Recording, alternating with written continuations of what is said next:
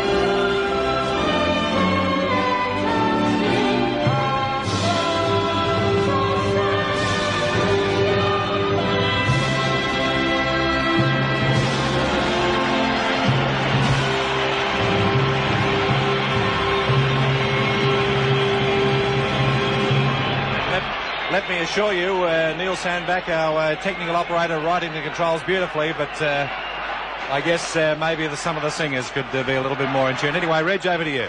Well, if you heard the excitement there, I had the pleasure 15 minutes ago of being in the centre of the ground, and I tell you what, the atmosphere out in the middle there is absolutely electrifying. It's a full house.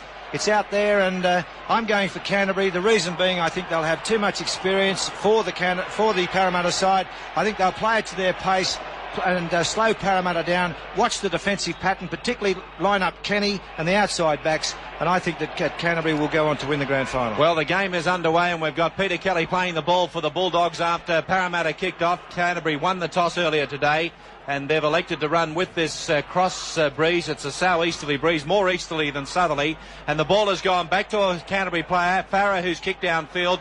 He was put to ground after kicking the ball. It wasn't a late tackle. The player was already committed to the tackle as he kicked it. Parramatta have been held deep inside their own territory, and they're going to have the job now of running it out. It's gone from Taylor. He finds Ray Price, the Parramatta skipper, running across on the edge of the ruck, only to be put to ground 12 metres out. Ball is played, and it's picked up this time by the dummy half Mosley. Mosley is down, still inside his own quarter. Light rain starting to fall now. Crowd starting to raise the umbrellas. The ball's gone out to Kenny. Kenny with a brilliant step has got the ball away to his winger. Growth upfield. Growth comes to the halfway line, and he's put to ground.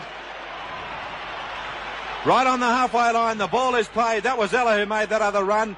And now Peter Sterling in the middle of the mud. A flick pass there to Taylor. Taylor got under a high tackle. Rain falling quite heavily now as Mosley moves into dummy half. He finds Sterling one way, gives the ball to Muggleton on the other side of the ruck. Muggleton kicks it straight down the centre of the ground. Canterbury players get back to fall on the ball, and second rower Steve Folkes is in possession. Not Folkes, Chris Mortimer plays it. Folkes picks it up to give it to Sigsworth. Up the middle of the ruck he goes, and he's caught by the defence and is brought down 32 metres out from the Canterbury goal line. Out to Kelly, got a good pass there to Terry Lamb. Lamb is dropped to the ground, a nice tackle by his opposite number, Brett Kenny, marking him closely. Away towards Dunn. Penalty has gone, though, to Parramatta. And that's an infringement in the play of the ball. And Canterbury have got it just inside their own half for the first penalty of the match. And it's gone to Canterbury just inside their own territory. You can expect some tactical kicking, particularly in the first 5 or 10 minutes here. Obviously, both sides will want to play the game in their opponent's territory. And I expect we're going to see quite a bit on that occasion. It'll be very important for the chasers to follow this kick, and that's a terrible kick, Alan. Yes, it didn't find touch, and the ball went straight to a Parramatta player who was able to keep it in play, and the Eels now are in possession. They've got 5 tackles to go. Now it's at 4, with Laurie, the second rower, being put to the ground. Strong tackle by Kelly. Plays it to Sterling, clearing past to Kenny, out to Cronin. He runs it across field, but he's immediately in trouble. He's caught by Folkes, by Chris Mortimer and by Terry Lamb, and is going to play it midway between the quarter line halfway. Mosley dummy half onto the blind side. The ball is given away to Levy. He runs into the opposing forwards, and he's caught by opposite number Peter Kelly along with Peter Tunks. Now it's gone to Peter Sterling. There's the kick. It's rolling across to the touchline. Back there is fullback Sigsworth. He keeps it in field though. Runs it up to the Parramatta defence and is tackled 12 metres inside his own territory. Canterbury's ball. It's gone across to O'Brien from the blindside wing. He got away from a tackle of Price, but he was caught in the covering tackle there of Brett Kenny and is on the ground 12 metres short of the halfway line. Pass goes from Bugden away to Terry Lamb, trying to bullock his way through the defence, only to run into the powerhouse form of Bugden. Away to Steve Mortimer, a kick over the top. It's gone deep into Parramatta territory. Taylor gets a good bounce, runs it up towards the quarter line, running it over towards the winger on the far side. Eludes a high tackle though of Steve Folkes, but is held to the ground by Mark Bugden. The pass goes to Sterling. Quick one there to Cronin. He unloaded it to a supporting player who is upended for his trouble, and that is winger Mick Delroy of Parramatta. Delroy plays it away onto the blind side. It's taken upfield there by hooker Mosley. Mosley is on his own quarter line. Parramatta's ball goes from Laurie. It's gone to Terry Lebeater. A penalty has gone there to Parramatta. Lebeater just turned his shoulder at Langmack and sent Langmack flying, but the Canterbury defence has been ruled offside. The penalty to Parramatta inside their own half, and there'll be a kick for touch with Sterling finding touch on halfway. Well, the tactics of Parramatta already are pretty good. They're just looking at the opposition, seeing where the least numbers are and running that way. Already we've seen a good break made by Kenny and also with Ella backing up, and Parramatta just looking the better side at the moment. Canterbury must use the breeze if they have it as an advantage in the first half. Terry Lebeater playing the ball for the Eels, and he gave a pass away, the dummy half that is, giving it to Bugden. Bugden plays it, it's to the blind side. Sterling, another quick pass to Muggleton, trying to burst through on the blind side, but he's been well covered out wide by Chris Mortimer. The ball is Parramatta's, and another penalty. It's in front of the Canterbury posts. 26 metres out, right in front. Steve Mortimer is calling his players back, telling them not to argue. Referee has given his decision, the penalty to Parramatta within kicking distance for Mick Cronin, and he's going to have a shot for goal 26 metres out, straight in front of the posts. I just hope that's not the order of the day, because in my opinion on that move, and I haven't got the whistle, but I thought they were okay. They move up very fast, Canterbury, and if you watch the game, they don't move up together, they run up, and it's at times it's a critical point. This is an easy one. If Cronin can get the 2 points here, that's a tremendous advantage for Parramatta. As it was mentioned before, early points in this game, very important. Cronin is ready from right in front. It's long and low, and he's missed it. He stabbed it. Never looked likely. Kick. No way in the world. Mark. No, it was certainly a terrible kick, and I think he lifted his head a little bit there, Mick, which is most unusual for him. He usually keeps it right down to the death and follows through, but I agree, he stabbed it, and he also put his head up in the air. He seemed to rush it, didn't he? He did. A long drop out by Canterbury, and it's gone into Parramatta's half, where the ball's given to Price, and he really worked up some steam to come bursting onto the ball and charge it into the ruck. It wasn't Price, it was Eric Great. The ball is played. Gone out now towards Bugden. He comes charging from a long way back, and he crossed the halfway line before being put to ground there by his brother Mark Bugden. Jeff Bugden plays it now to Lee Beater. He's chased across field by Folkes and Peter Kelly, and is put down 8 metres inside Canterbury's half. It's Canterbury moving up smartly, so Mosley goes for a run from dummy half, and he got through the first line. Now he plays it. Taylor, a little kick over the top. It's gone down to the in-goal area. It's going to stop in goal. Canterbury get back. They're surrounded by the defence, and there's Taylor effecting the tackle. And Canterbury in possession through fullback Sigsworth, but he's tackled in goal, and Taylor knew what he was on about there. He kicked ahead and followed it through, and Canterbury to drop out again through Terry Lamb from underneath their posts. It certainly was smart work by Taylor. He had a look at the opposition fullback. He was very shallow. He put it over the top. I thought Taylor was a gamble putting him in this side after 4-week layoff, but certainly he showed his experience there. Well, the dropout was a shallow one, and it's gone straight to Ray Price. It didn't go as long as or as far with the breeze as Lamb would have wanted. So it's Parramatta on the attack, and Mosley goes from dummy half. He's lost the ball forward.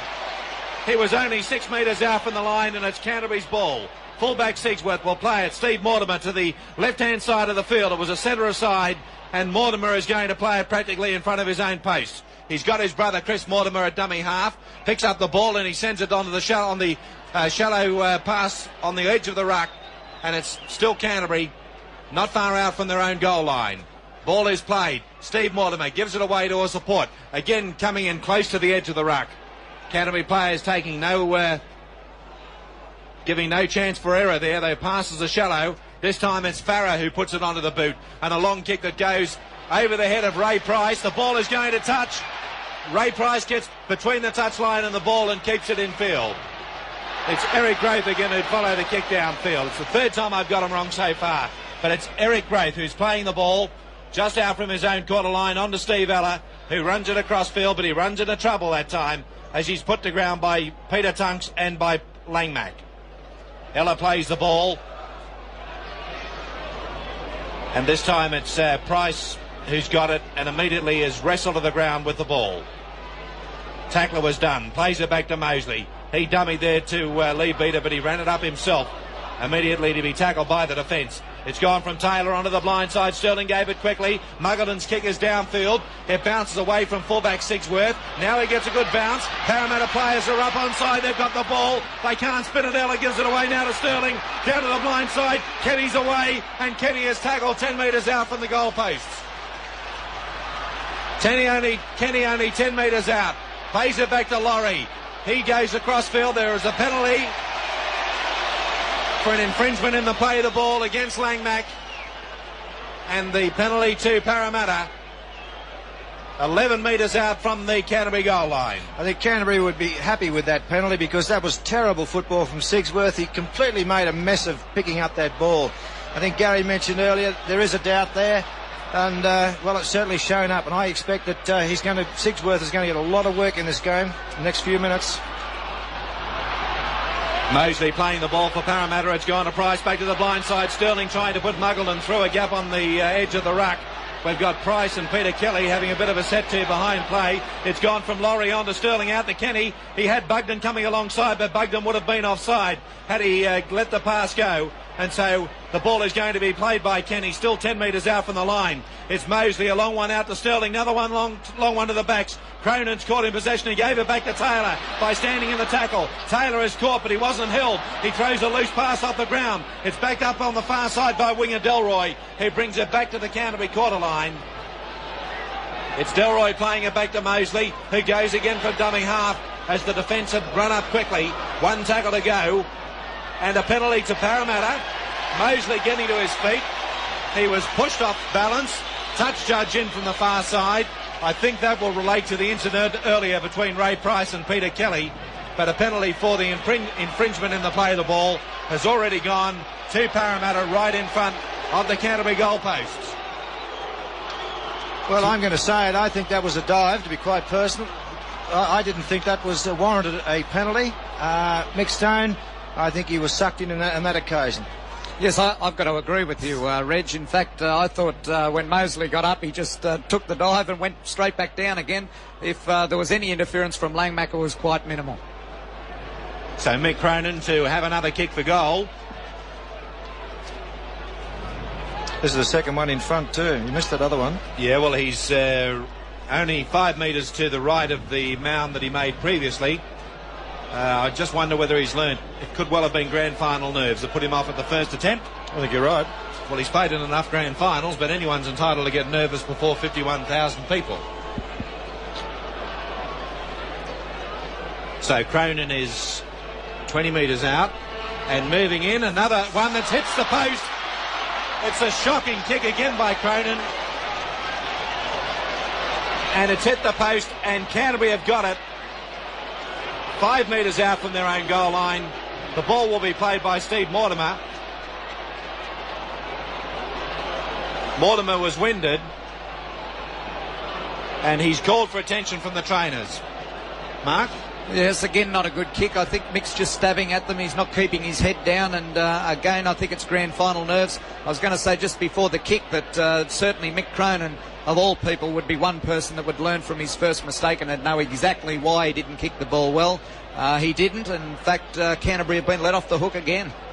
Well, Canterbury have got the ball. They're 5 metres out from their own goal line. There's looked to be a kick coming ahead as a couple of players were charging downfield ahead of the ball carrier. It's been picked up by the dummy half, sent a long pass out towards the centres. It looks like Hagan who's got it, who's down only 16 metres out from his own goal line. A penalty against Parramatta this time. Hagan came up with the ball. Penalty goes to Canterbury, and they're going to kick for touch. Farah taking the kick, and he's 16 metres out from his goal line. Canterbury needed that penalty. They're spending far too much time in their own, pinned in their own territory, which is exactly what Parramatta want to do. It's very hard to get out from your own line, and that is going to relieve them indeed. I think that they should have kicked a lot earlier. Parramatta plan and match plan is working very well, but we're leading up now. Canterbury building it up, using their forwards, and why not on that fifth tackle, belt it down, and not so much for touch as has been the tactics these days, but in the corners and make sure they chase the kick. So Canterbury now sending it out across the back line, and they're up to halfway. There's no score in the grand final after 13 minutes. Ball is played on halfway. It's the pass that's gone across to lock forward Langmack. He's been nicely put to ground there by Bugden and by Lebeater. Playing the ball 9 metres inside Parramatta's half. Terry Lamb puts up the kick. A long one, a high one. It's beautifully taken by Taylor out from the goal line. Runs it up to the defence, but he's been caught on the far side and held to the ground there by centre Hagan. He plays the ball back to Delroy, who runs it upfield, but he makes only a few metres upfield before being put down by Mark Bugden. It's gone from Mosley. Sterling gives it away. Muggleton is there supporting him as ever, but he runs into trouble as he's caught there by Kelly and Langmack. Plays it back to Mosley, gives it to Lebeater, charges it into the ruck. He's caught by Langmack. In over the top comes Paul Dunn to give assistance, and Parramatta have got the ball down on their own quarter line. Out to the blind side of the ruck. Bugden has his run at the defence, makes only a few metres, and then is well contained by the Canterbury defence. Out to the blind side, another kick downfield by Muggleton. It's gone into the centre area of the ground, back towards Sigsworth. He's not having much luck with the bouncers today, and Sigsworth gets back to dive on the ball. Sigsworth plays it to O'Brien, tries to run it at the blind side, caught there by Bugden and Laurie, just over the halfway line. Sigsworth is dummy half. Steve Mortimer calling for it is done. Up the middle he goes, caught by Mosley and by Lebeater right on the halfway line. Canterbury's ball, Dunn plays it. Mark Bugden goes from dummy half, sends it to lock forward Langmack. He's caught there by Lebeater and by Taylor. No fullback, yes it is. Sterling's back there at fullback for Parramatta. There's Canterbury losing the ball. It's come loose, and Parramatta have got it. Mark Bugden couldn't control it. Lebeater plays the ball for Parramatta. It's gone to Muggleton, and the second rower for Parramatta is 7 metres inside his own territory. Mosley dummies the pass inside to Price, and he kept going to the blind side himself, and he made good ground up to the halfway line where Dunn affected the tackle. Taylor gave it to Kenny, long pass to Cronin. He gives a shallow one to Weller. Down the wing is Delroy, and Delroy tackled into touch. Good cover there by Terry Lamb, and Delroy has been hurt. Delroy, in fact, has been knocked cold. He hasn't moved. Delroy is on the ground. He'll require attention. But it was a good covering tackle, a high tackle, in fact. It wasn't Terry Lamb. Lamb was the second tackler there. It was definitely on the replay that we just saw on the Sydney Cricket Ground, and all the crowd roared. It was definitely a head-high tackle by Andrew Farah, which caught Delroy, and he's very, very sick over on that touchline. He has not moved. A scrum is going down for a knock-on. A Canterbury knock on. A Parramatta scrum feed. Scrum screwing right around. The Canterbury team has wheeled the scrum right around. Penalty has gone to Parramatta against Canterbury. That was the ploy that worked so well last week for Canterbury Bankstown. Parramatta trainer is still giving attention to Mick Delroy on the far side. He's sitting up. In the meantime, Parramatta have found touch with a kick, and the second kick will be taken 32 metres out from Canterbury's goal line. He's a very sick boy, Delroy. He copped a good one. It's taking him a while. I don't think he knows where he is, but he's going back to his position. But Parramatta on the attack. Terry Levy playing it. He's on the Canterbury quarter line, picked up and given it back there to Sterling. A little kick through. It bounces. It's a try. It's a fantastic try to Kenny. No try. Referee Stone says no, he's knocked on. Well, the ball bounced high. Kenny went high. He leapt over the head. He got the ball.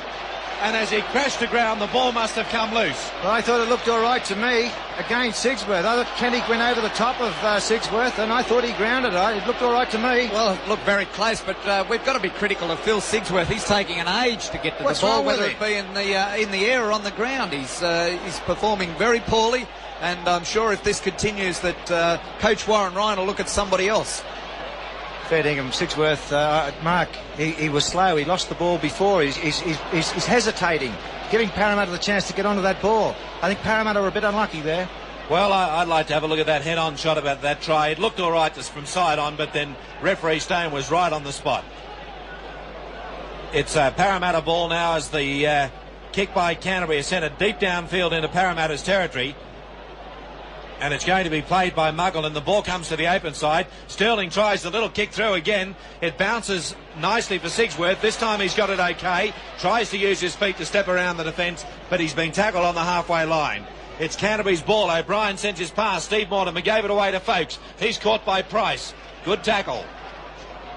Folkes to play it. Steve Mortimer, dummy half, sends it to the same side. That's Kelly running it up. He's been held to the ground, though, by Mosley. Yeah, Mosley's lost his headgear, and Terry Leabeater there as well. Now given to Dunn. He comes to the open side of the ruck. It's Ray Price and Mosley going in for the tackle, and Dunn is just over the halfway line. Dunn, the second row for Canterbury, slowly to his feet, plays it to Mark Bugden. It's gone to Steve Mortimer, got away from Sterling. No, it was Taylor who came to dive at his ankles to put him down. Mortimer plays it now to Terry Lamb. He switches play, stepping off the left foot, puts the ball onto the boot. A kick that goes down to the in-goal area. Sterling is back there. He hopes the ball runs dead, which it does. And so the breeze there just taking the ball out over the dead ball line. Parramatta to bring it back to the centre of their own quarter line. And it's in contrast to the Parramatta kicks. A couple of times we've seen them kick it in goal, and the ball, rather than run dead, has actually stayed in goal, and Canterbury have been forced to run it out. Yes, I'm a little bit critical of the tactics of Canterbury. I know they quite often make success of moving it straight up the middle and relying on their forwards, but they're not even trying to spread it 2 passes wide, and consequently the Parramatta defence are quite comfortable at the moment. It's Sterling, got control of the ball, gives it to Laurie. He goes himself, trying to step through the defence. He beat one tackler but not the second, and he ran into trouble in the shape of second rower Steve Folkes. Ball is played. Mosley away to Sterling, gives it a Price out to Ella on the far side. Ella is close to the touchline, didn't risk getting a pass away to Delroy. He's going to play it short of halfway. Delroy sends it infield. Sterling a kick over the head of the defence. It bounces once, bounces twice, it comes infield, and Sigsworth's got control of it up to his quarter line. He's caught beautifully by Taylor. Doing a great job, young Paul Taylor. He doesn't miss too many, I can tell you. Anything that moves, he's right around their bootlaces. Muggeland now moves in to put O'Brien to ground. Steve Mortimer to the blind side, gives it there to brother Chris. Chris Mortimer is on the ground 20 metres inside his own half. Tackler there was Lee Beater. Mark Bugden gives it away to Tunks. Tunks is caught low and high. Got a pass back to Mark Bugden. Gives it to Folkes. Up the centre of the ruck. He tried to penetrate the defence, only to be knocked to the ground there by second rower Mark Laurie. Ball is played. It's gone to Mark Bugden. Bad pass to Steve Mortimer. Recovered it well. Kicked it downfield. Delroy underneath it. Drops it behind him. Picks it up cleanly now. Runs it away. He's caught by Hagan.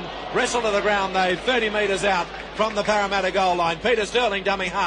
Pass it goes out wide to Kenny. Uses its feet. Sets up Grafe. Grafe is nicely contained there by centre Chris Mortimer and Steve O'Brien from the wing.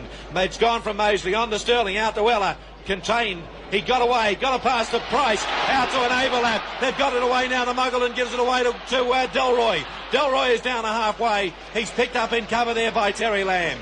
Delroy plays it to Muggleton, on to Taylor, on to Sterling. Sterling is overrun there by Lee Beater. Goes back to the blind side, gives it back to Delroy, who comes in field with no support. And Delroy is put to the ground there by Mark Bugden. Will play the ball inside Canterbury's half. So it's picked up by Muggleton. He puts it onto the boot. The grubber kick is away from Sigsworth. Sigsworth slips to the ground. He's tackled by Muggleton. I don't know how many chances he wants. Canterbury have got the ball out from their own quarter line, from their own goal line, and in desperate trouble as they try to run it out. Well, there's very little more comment you can make about Phil Sigsworth, except I'm starting to get a bit toey here as a fullback. I don't blame you, Mark, because he's having a shocker at the moment. Well, Steve Mortimer's just made a good break there for Canterbury. Split the defence, got a pass away as he was going to ground. And now the ball has gone back behind the ruck. A weaving run there by Chris Mortimer. He's allowed to run, gave it to Bugden. Ball's knocked down as the intercept was attempted there by Kenny. That was away under the post had he taken it. But he dropped the ball, a knock-on scrum to go down midway between Canterbury's quarter line and halfway. Well, how many chances do Canterbury want? Mick Cronin's missed 2 easy attempts at goal. They want to throw passes with Brett Kenny in there. Almost certain intercept there, but Brett Kenny just put it down. Well, we've got the touch judge coming in from both sides. Let me rephrase that. We have a touch judge coming in from each side.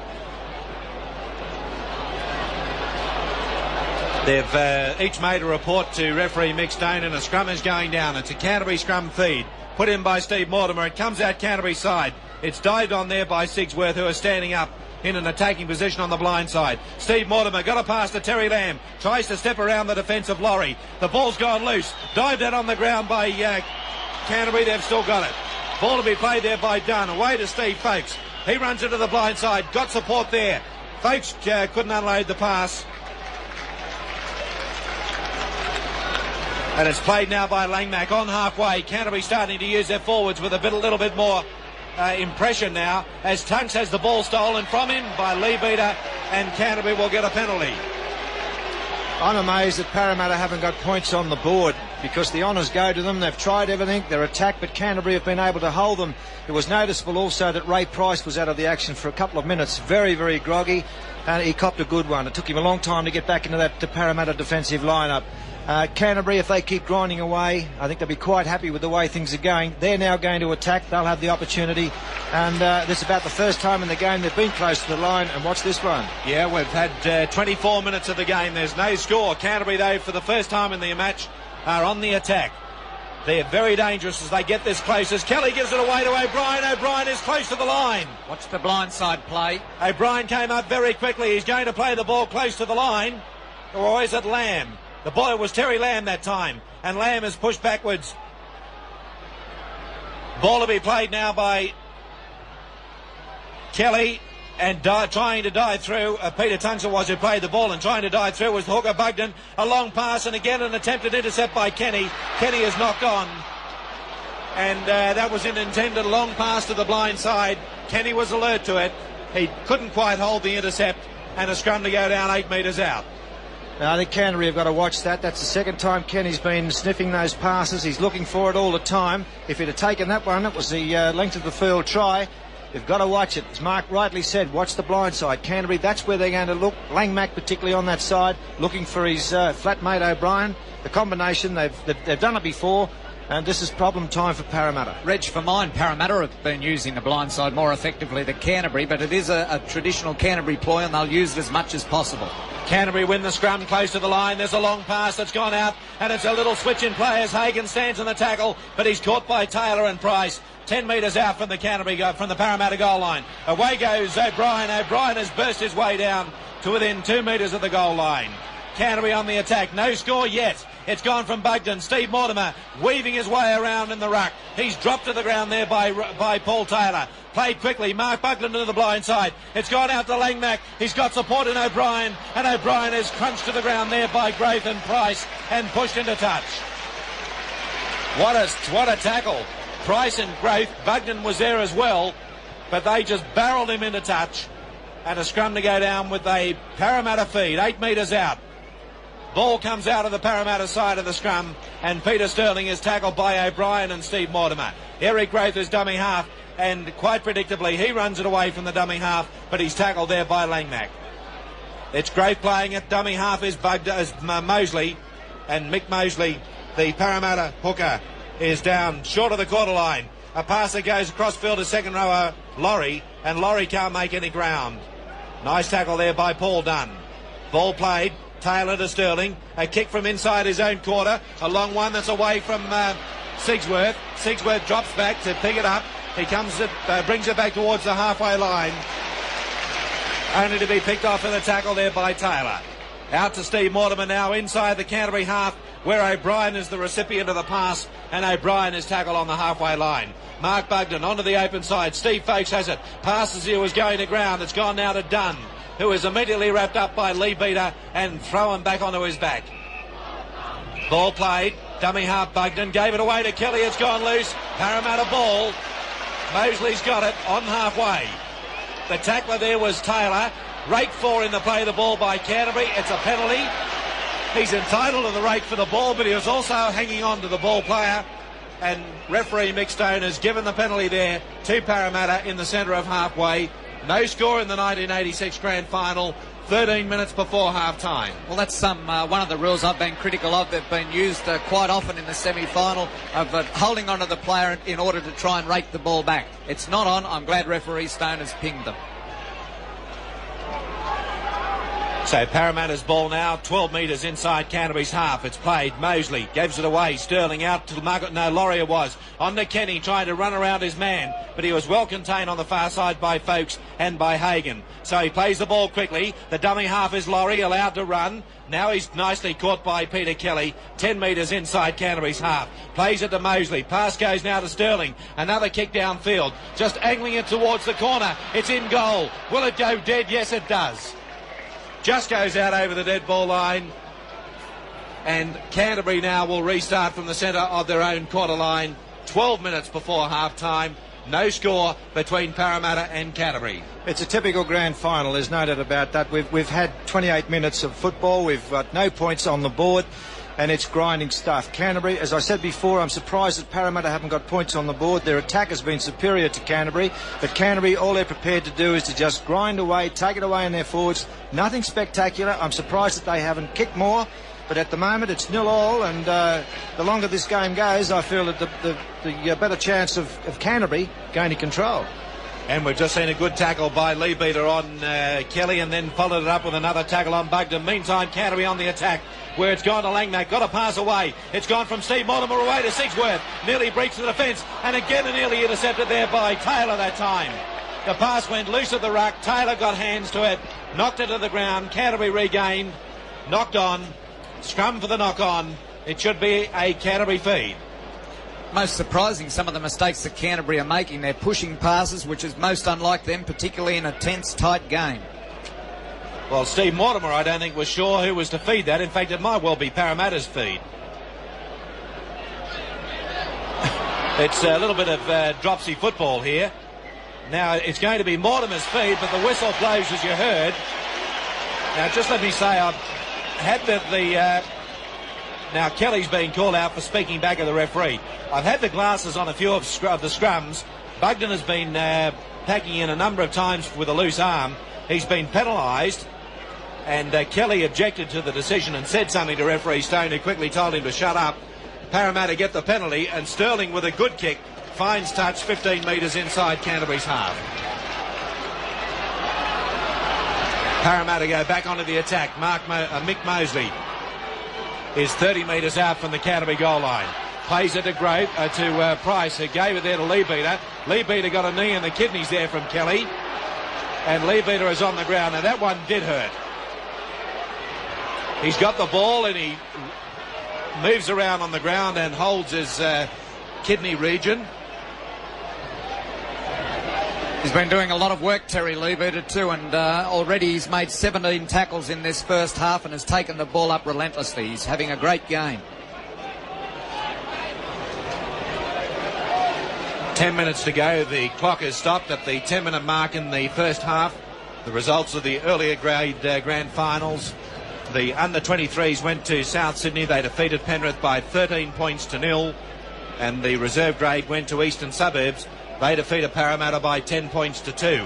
And it's amazing too, Alan, that in those games there were 7 field goals kicked, 3 in the under-23s grand final and 4 to Tony Melrose in the second grade grand final. And at 0-0, I'm sure people will be starting to think of that one-pointer as a valuable acquisition. You're quite right, Mark. I'm sure that someone will want to put a point on the board. I think if Parramatta get anywhere near those Canterbury posts, they're going to have a shot.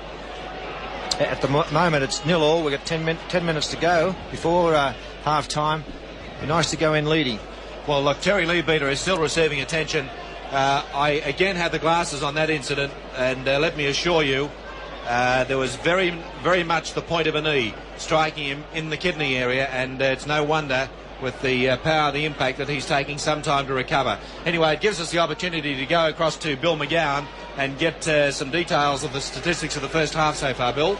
The scrums are favouring Canterbury 3-1 with no tight heads, and the penalties are favouring Parramatta 7-3. Now, Leadbeater is very slow to get to his feet.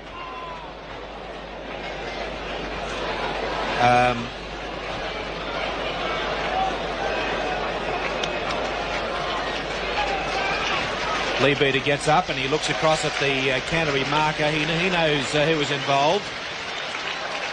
He's not well, is he? No, he's not well. And Reg, I must say I saw that very, very clearly. So it's gone across to Sterling now from the play of the ball, and we've seen Muggleton nicely tackled there by Langnack and Steve Folkes. Leadbeater walks away from the ruck area, hand on kidney. This is a grand final. If you're injured well enough, you don't show injury just for the sake of it. You don't put it on in a grand final unless it can be to your advantage. Now Sterling tries the bomb. It's a kick for the corner. A player, it's Eric Grove coming across. Very nearly got the ball, but O'Brien with a courageous take has got it. And it's Canterbury through Steve Mortimer running it away from their own goal line. What a magnificent contest that was. Steve O'Brien going backwards and Eric Grove coming forward. They both reached out at the same time. It was simultaneous grab at the ball, and O'Brien just clutched it out.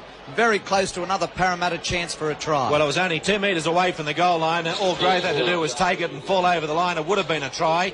It shows the courage of Steve O'Brien, who's quite a deal smaller and lighter than his Parramatta counterpart there. Steve Folkes has been injured on the ground. Terry Leadbeater is marking him. Leadbeater, this looks like the walking wounded here. Leadbeater is again showing his pain from that kidney injury. And Steve Folkes on the ground. He may well have copped a stud on the hand. I thought for a moment it might have been a leg, but it's a cut on his thumb. Pretty deep too. Bit of plaster going on it. No score in the grand final. 0-0. 9 minutes before half-time. Well, I know my learned colleagues have tipped a Canterbury win in this match, but they haven't done anything to make me change my mind about a Parramatta win. I've got to agree with you, Alan. It's been Parramatta. They've really put the pressure on Canterbury, and I'm rather concerned about the performance of the fullback Phil Sigsworth. It would not surprise me to see them make a change. What sort of a change could they make? Maybe put Hagan at fullback, bring Farah into the centre, and possibly put Sandy Campbell on the wing. But I'm not happy with Sigsworth's performance. Every time he looks like handling the ball, the Canterbury supporters must have heart flutters. Yeah, I don't know whether they might even consider Chris Mortimer for the role later on, but let's wait and see. There's plenty to go in this game yet. It's been played in real grand final spirit in the first half. As the long pass goes out from Laurie, this Canterbury defence moves up very, very quickly, trying to smother that ball in close to the Parramatta ruck. Therefore, Parramatta are standing deep, throwing the pass quickly. Mosley, the hooker, tries a kick. It goes back to Sigsworth. He's got it on the blind side, runs it away from Price. He's tripped by Price, though. Running it back onside. Price and Chris Mortimer clash. But the ball to be played by Sigsworth. Back to O'Brien, out to Steve Mortimer. Long one that goes out to Hagan in the centres, and again in danger of an intercept, but Hagan took it sweetly, and he's going to play it just out from his corner line. Steve Mortimer, a long pass away there to Farah, in from the wing. Farah is driven backwards by Bugden, and he plays the ball with a pass that goes to Peter Kelly. He's caught there by Leadbeater. Kelly plays it back to Mark Bugden. Back behind the ruck, Terry Lamb to kick. A high one that's gone back over the head of Paul Taylor. Getting back there, guarding the touchline is Eric Growth. The ball's gone back to the goal line. Growth's got it. He runs it, tries to get away from O'Brien and can't do it. Good tackle, O'Brien. That was an excellent tackle from O'Brien. Growth's a very hard man to bring down, and this fellow must have a chance of being named in that Kangaroo side tonight. Well, we've seen many a supposed better winger than Steve O'Brien succumb to a charging run like that of Eric Growth, but there was no way in the world he was going to miss him. So Parramatta have got the ball inside their own quarter, and Laurie, the second rower, is trying to weave his way through, but he's immediately caught there by Paul Langmack and by Peter Kelly. It's gone from the dummy half. Mosley away to Sterling again. He kicks a little one over the top. It bounces in front of Sigsworth, bounces away from Sigsworth. It's gone behind him. Now he recovers it. He's confronted by Ella and he slips, and he's driven to the ground there by Kenny and by Ella. Sigsworth plays it. Farah dummy half into Steve Mortimer. On now to O'Brien. The winger is caught by Muggleton and Lee Beater and is on the ground 12 metres from the halfway line. Steve Mortimer's got it. Takes it to the open side. It's Chris Mortimer, his brother, who takes it back in amongst the forwards, and Lee Beater is there to put him down, assisted by Mosley. Ball played. Bugden gives it now to Tunks. He's caught low. There are 3 Parramatta forwards on him, and they put him down in the centre of the ground. Tunks to his feet. Mark Bugden. Away now to Terry Lamb. Another kick. Back there is Taylor. The ball has gone across towards the wing. Delroy waits for it. He picks it up on the goal line, brings it back away to Hagan. Hagan can't get him, but Terry Lamb does. Delroy plays it. Taylor is the dummy half. He's immediately caught by Langmack. Delroy has been hurt. He goes limping back into position as a long pass clears the ruck to Kenny. He got away from Hagan. It's gone to Kenny. Gives it inside to Ella. Ella is up to the quarter line. Ella is on the ground. Ella 25 metres from his goal line. It comes from Sterling and away now towards Bugden. That's Jeff Bugden who's got it. 25 metres inside the Parramatta half. No score. Time running out in the first half. On now towards Sterling. Another kick. This time he deliberately kicks for the line, and it doesn't find the line. Sigsworth is across there. Sigsworth is caught by Taylor and by Price. And Canterbury have got very few players who got back onside. Sigsworth has got it now on the halfway line. There were some very tight players there, and I noticed Paul Dunn was the last to get back, and he was very, very slow. It took him 2 rucks. Canterbury's ball. And away to Dunn.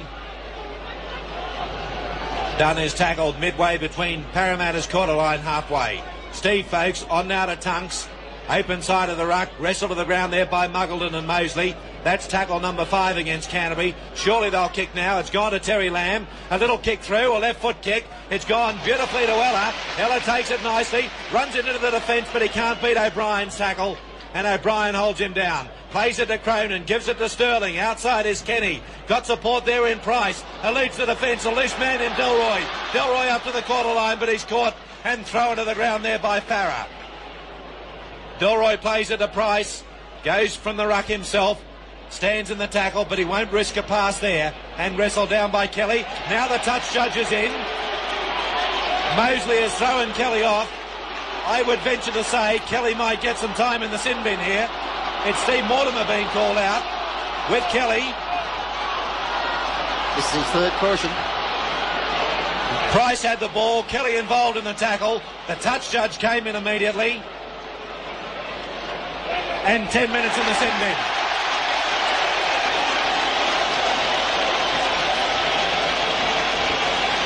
In the sin bin to Peter Kelly.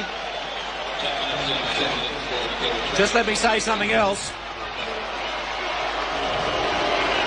I'm surprised he didn't get it in the incident that involved Terry Lee Beater earlier. Anyway, he's got it now. 10 minutes in the sin bin to Peter Kelly, and that has occurred 3.5 minutes before half-time.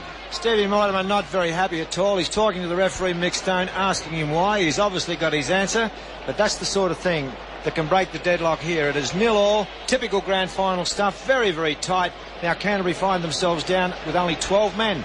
And that, if they create those openings, those gaps are going to become wider. And every time that Kenny handles that ball, Brett Kenny, he's the danger man out there.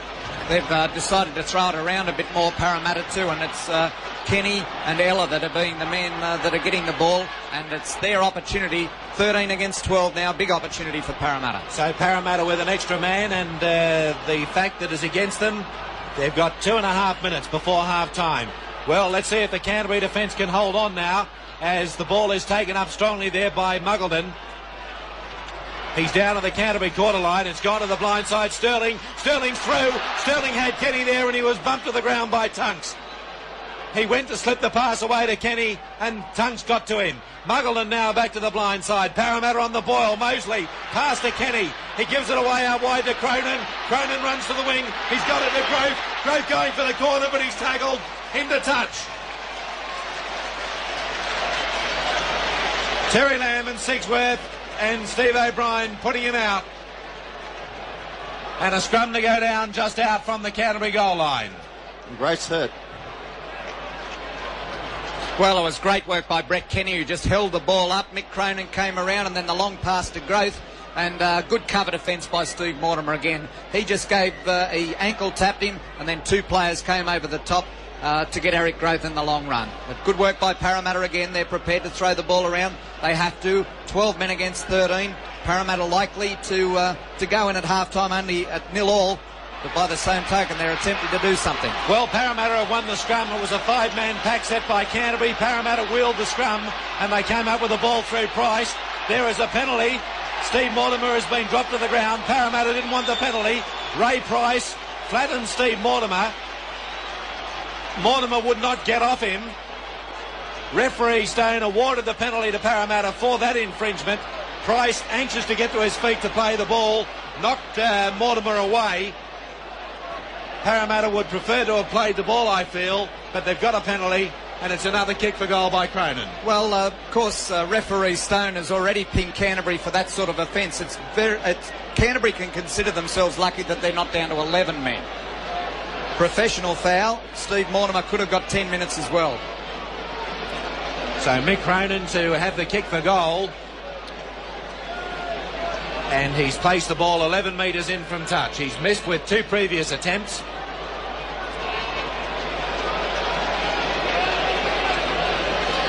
And kicking directly against this east-southeasterly breeze.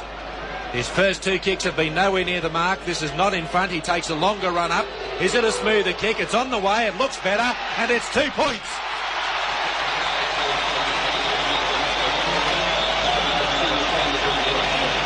Well, I think that's your answer, Mick Cronin. Just take a longer run. When it's in front, he takes only 2 steps back. But that time he took his 5. It's half-time now. And that was a lot surer kick. So the only points of the first half, a penalty goal, his first from 3 attempts to Mick Cronin. And Parramatta go in at half-time with a lead of 2-0. Mick Cronin kicking the sole points of the first half. 2-0 in favour of Parramatta. Let's get the details of the statistics and a full tackle count for Bill McGowan. The scrums are favouring Canterbury 3-2, but Parramatta have taken one tight head. The penalties, 9 to Parramatta and 3 to Canterbury. Do you mind? In general play, Parramatta have kicked 15 times and Canterbury 11. The tackle count. The top tackling back is Paul Taylor with 13. Ray Price, 11. John Muggleton, 10. Mark Lurry, 14. Terry Levy at 23. Michael Mosley, 18. Jeff Muggleton, 11. For Canterbury, in the forwards, Paul Langmack, 14. Steve Folkes, 10. Paul Dunn, 14. Peter Kelly, 2 cautions, 10 minutes of the sin bin and 13 tackles. Mark Bugden, 17. And their big tackler, Peter Tunks, 21. Thanks a lot, Bill. Well, we've got the Prime Minister of Australia, the Right Honourable Robert Hawke, coming out to the central area. We're about to witness the finish of what must be Australia's longest and most gruelling marathon run. This run, which was over a distance of nearly 18,000 kilometres, it took 96 days to run and involved 20 army personnel, and they've run through all the major coastal population centres in Australia. The marathon was in fact a result of the joining of forces between the Australian Cancer Foundation and the Australian Army, and it's been aimed at raising $1 million for cancer research. And the Army runners are about to enter the stadium at the completion of that 18,000 kilometre run. And Mr Hawke will of course welcome the runners back. Now we're going to have another quiz question for you. Jeff Soap has got the winners' names of our earlier quiz. We wanted you to name the forwards in today's Parramatta side who toured with the last Kangaroo team in 1982. The answers were Ray Price and John Muggleton. And Jeff, can you give us the winners' names, please? Yes, Alan. They are Terry Jordan of Guthridge Crescent, Waniasa in the ACT, Barry Ackworth of Rock Resort, Pacific Parade, Currumbin Beach in Queensland. That's a nice spot.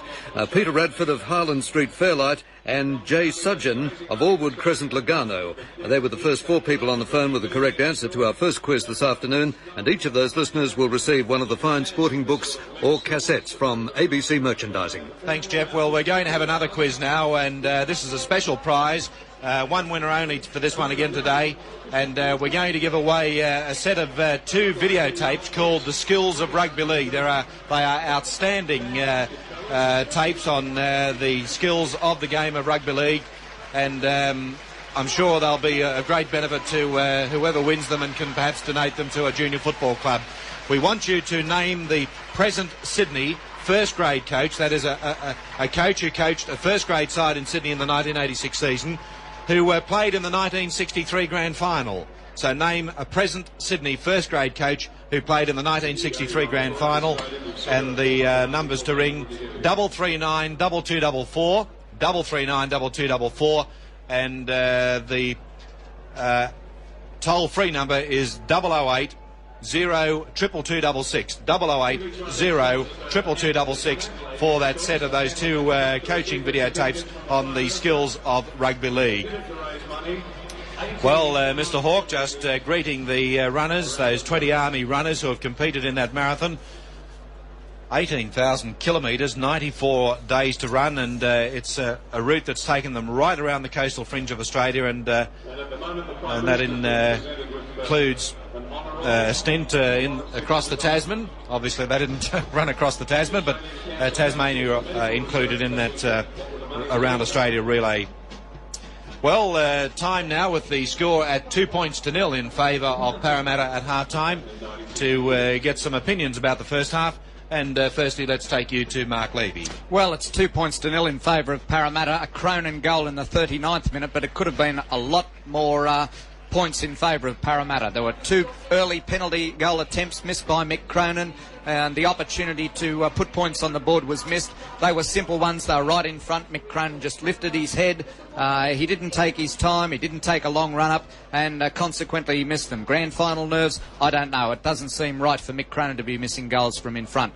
And then also there was a chance for Parramatta to score in the 18th minute when there was a disallowed try to Brett Kenny, who, after a kick by Peter Sterling, the ball bounced awkwardly. It went above Phil Sigsworth. He took an age to try and get it, and Kenny leapfrogged over the top of Phil Sigsworth and seemed to come up with the ball and go down with it for a try. But that wasn't the case. Referee Mick Stone disallowed it, and so the score remained at 0-0. There were also a couple of attempts of Brett Kenny's to come up with an intercept on 2 occasions. At fingertip control may have put the game beyond reach. Parramatta could have been many points in front if those 2 tries had come off. In fact, they would have been 12 points, but that wasn't so. I thought Canterbury opened with the breeze effectively. They put the early kicks down, but then they made mistakes. We saw an early one by Andrew Farah failing to find the line, and then there were handling errors. I thought Parramatta's use of the blind side was very effective, particularly Peter Sterling and John Muggleton looking for either Cronin or Ella down the blind side.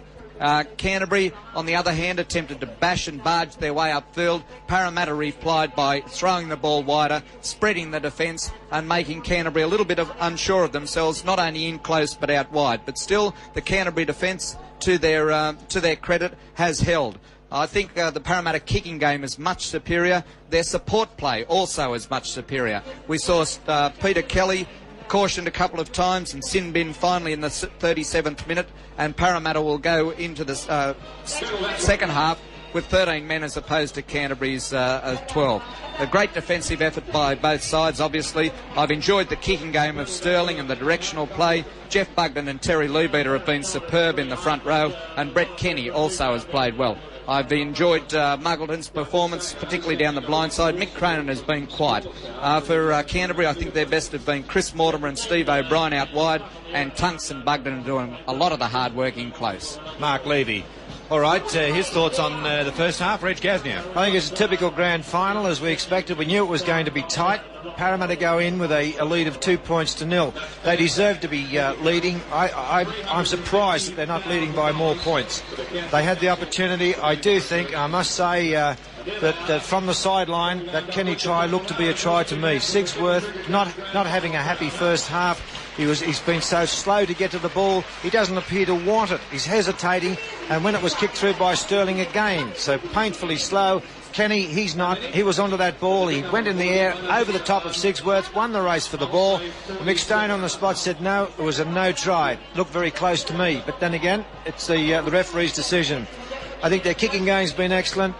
We haven't seen anyone really stand out in the first half. Every time Brett Kenny gets near that ball, it must be the Canterbury supporters must have their hearts in their mouths, because if there's going to be a break in this game, it appears it's going to be the brilliance of Kenny and Ella. Ella's been quiet. Everyone's been reasonably quiet because it's been that type of game. Look at the score, 2-0. I'm surprised at Canterbury's handling errors, in addition to the ones that Mark mentioned. It was Mark Bugden who spilt the ball, surrendering it to Parramatta. Steve Mortimer knocked on. Kelly lost the ball. It was another Canterbury error. Sigsworth turned around to pass. He turned his back on the Parramatta opposition to pass the ball, leaving himself completely open for an intercept. And if it's going to be an intercept, you can bet your bottom dollar it's going to be Kenny or Ella or one of them on the spot. The way I see it, Canterbury have the work in front of them. They've done nothing spectacular. They've just played the typical. If they keep going in the second half the way they played the first half, then they could forget it. They have to come out with something, and that is they have to show a little bit more enterprise in attack. That is out wide. Stevie Mortimer hasn't run with the ball. Terry Lamb, where's he been? Haven't sighted him. So watch the second half. Obviously, Coach Warren Ryan will be saying, OK, we've played it tight the first half, opening up the second half. And I hope we see a better game of football, because at the moment it's rather dull. 2-0 then in favour of Parramatta. 2-0 in favour of Parramatta at half-time. No more calls for our quiz, please. No more calls. We'll give you the answer and the winner's name. The name of the winner shortly. Another opinion now, international referee Gary Cook. Gary? Thanks, Alan. Yes, it certainly has been a typical grand final, but it's not the Canterbury Bankstown team we've seen in the last couple of years when they took the premiership out. They've been watertight with defence in the last 2 years, and today Parramatta have been able to exploit a certain amount of laxness around the rucks. They've decided not to play safe, as Canterbury have. Canterbury obviously considering that that's the way to win grand finals. Parramatta adopting a different attitude, as we saw 2 weeks ago with that brilliant win over Canterbury, have decided the best way to beat the Bulldogs is to spread the ball, and that's exactly what they've done. And there have been some brilliant moments, and as Mark and Reg have rightly said, there could well have been a couple of tries on the board. Brett Kenny, with his usual intercept, being the usual intercept specialist, particularly in grand finals, almost brought it off a couple of times, and Parramatta have gone oh so close to scoring. And the one that Brett Kenny dived over the top of Phil Sigsworth to appear to score from here, when we looked at it on replay, was rather inconclusive, and we really couldn't come up with a decision on it. But it will be interesting to have a look at that later. It may well be a telling factor in the match. But the Canterbury Bankstown tactics, rather dour, trying to move up the middle as they've been so successful with, and for a part in the first half it really looked as though that could pave the way for them to go on. But Parramatta stood fast, and they've come back, and they've come back very strongly. A few incidents there rather disturbing. I thought Peter Kelly rather flirted with danger with some of the incidents that he's gone on with. There was one also by Andrew Farrer out on the wing against Mick Delroy, and I, for the life of me, can't see why the referee didn't pick that up. But Kelly's in the sin bin, and it could be a costly thing for them. Canterbury Bankstown will need to lift their game. They'll need to spread the ball a bit, use their attacking players. Steve O'Brien, in my opinion, has been their most potent attacking force, and if they don't, Parramatta, surely with the wind behind them, Sterling will be kicking that ball all afternoon now. And I think if unless Canterbury can come up with the answers, Parramatta look like going from strength to strength.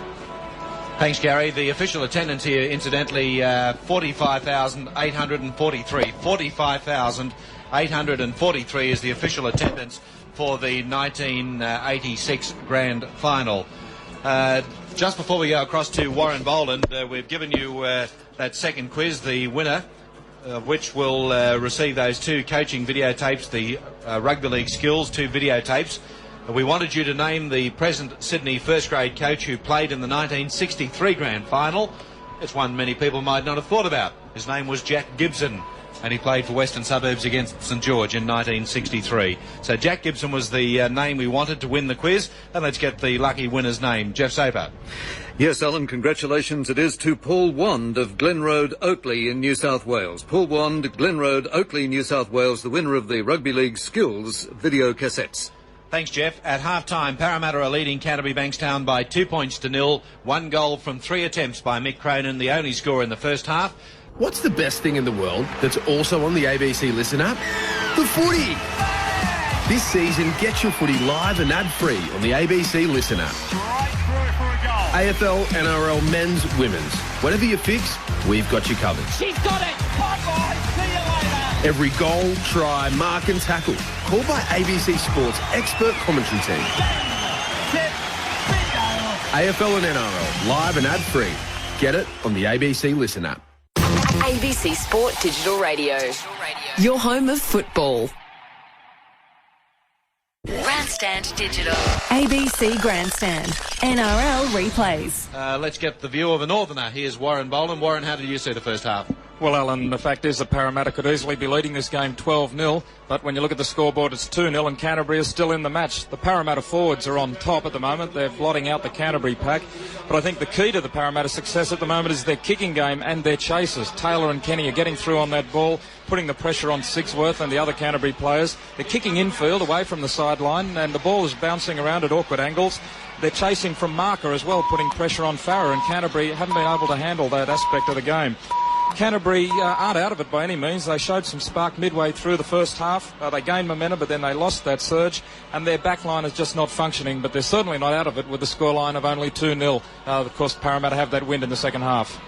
Thanks, Warren. We're going out to Bill McGowan as soon as we get word from Bill McGowan that Bill is standing by to call us in. Bill's been down to the dressing room area for a report on the fitness of the teams and such. Just looking through the Parramatta side who are back out there. There don't appear to be any changes in the Parramatta side. The Canterbury side also coming out.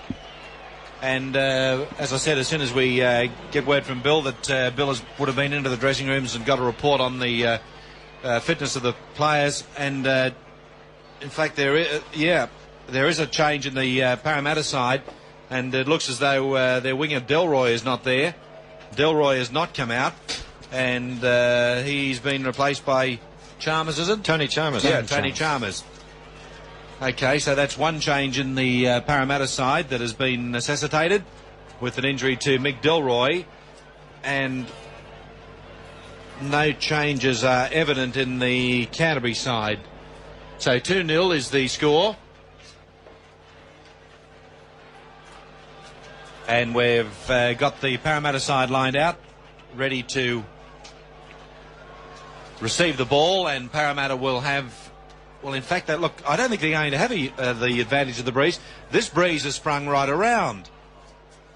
It's coming, it was just slightly south of east before, and it's tending to swirl a little bit, coming more or less from the east, so it's not going to be assisting Parramatta to a great extent in the second half.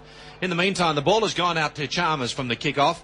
A long kick-off that was inside the Parramatta quarter and then just handed to Chalmers, who ran it up into the defence. One thing is apparent, that the lights here are switched on. It's been a grey overcast sky, and no doubt the officials expecting things to get a little bit darker before the end of the game, and so they've taken the precautions of turning the lights on a little bit earlier.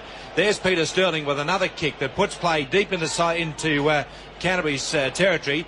Sigsworth took a long time to pick it up, and he's been put to the ground there by the chaser, and that chaser was Paul Taylor. Steve O'Brien runs it up a few metres and has been put to the ground. There's Bugden passing away now to Hagan in the setters. He's caught by Lebeater, and Lebeater and Bugden putting him down. Bugden marks him as the ball goes now to Steve Mortimer, who runs it away from dummy half, and he's been knocked to the ground by the defence of Mosley, was Mosley. Now Peter Tunks, taken high there by Laurie, assisted there by Lebeater. Going low was Mosley. It was the entire front row, as Farrer now attempts to kick downfield. And it's a one that's gone on the full to Chalmers, and he can't run it through the defence. Terry Lamb wrestles him to the ground. And Parramatta run it up strongly. They're playing it very tight, both sides. I think the team that can handle the ball. Canterbury, as I said earlier, made a lot of mistakes, a lot of errors. Parramatta, they're handling that ball, they're just sorting it out, and I think the team that makes the can minimise their errors will be the team that can go on with it. Well, there's Cronin getting a beautiful pass away to Grape. He's chased by Mortimer, and Mortimer puts him down. He's got Kenny backing up inside, and Grape is tackled, passes to Kenny. Kenny's away, going for the corner. Kenny's held up, and he's over to score. There's no try. He gets a penalty against him for a double movement. And for the second time in the match, Brett Kenny touches down over his opponent's goal line, but that time has a penalty against him. Well, the brilliance of Mick Cronin, then they got it onto Eric Grape. Eric went down and got rid of Mortimer, but then Mortimer came again. Fantastic effort, but it was able to be given back inside to Kenny, and then it was Andrew Farrer who was able to hold him up. He got out of Andrew Farrer's tackle, went over, but it was ruled a double movement. That's the reaction from the Parramatta fans that you can hear. They don't agree with the decision, especially when they saw it on the replay. But Mick Stone was right on the spot, and we're calling diagonally from the opposite end of the ground. It's the furthest point away from us, and no try has been awarded to Parramatta for the second time that Brett Kenny has crossed the goal line. So Canterbury are running it out, and they're inside their own half. Ball played by Folkes. It's gone to the open side. Terry Lamb to kick. It's gone deep downfield. Taylor in position. Gets a good bounce. Takes it nicely. Runs it upfield. He goes straight up the middle. He's wrestled there by Hagan. Ball is played.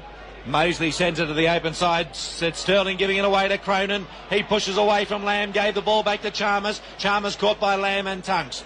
10 metres from the halfway line. Mosley dummy half, goes down the blind side. He wasn't marked at all, and he scooted away up to the halfway line. Held to the ground, plays it back. Chalmers gave it away to Bugden. Hip and shoulder into the defence of Tunks, and he was tripped to the ground, held down there by Folkes and by Bugden. Peter Sterling decides to kick a little one through. It's chased out wide. O'Brien is first player there. O'Brien is caught by Ella. In comes Kenny. Together the Parramatta pair put him to ground on the Canterbury quarter line. 2-0 is the score early in the second half. It's gone to Sigsworth, but he's easy prey there for Taylor, and will play it out from the quarter line. Away from the dummy half, Mortimer sends it wide. It's gone to Farrer, driven backwards.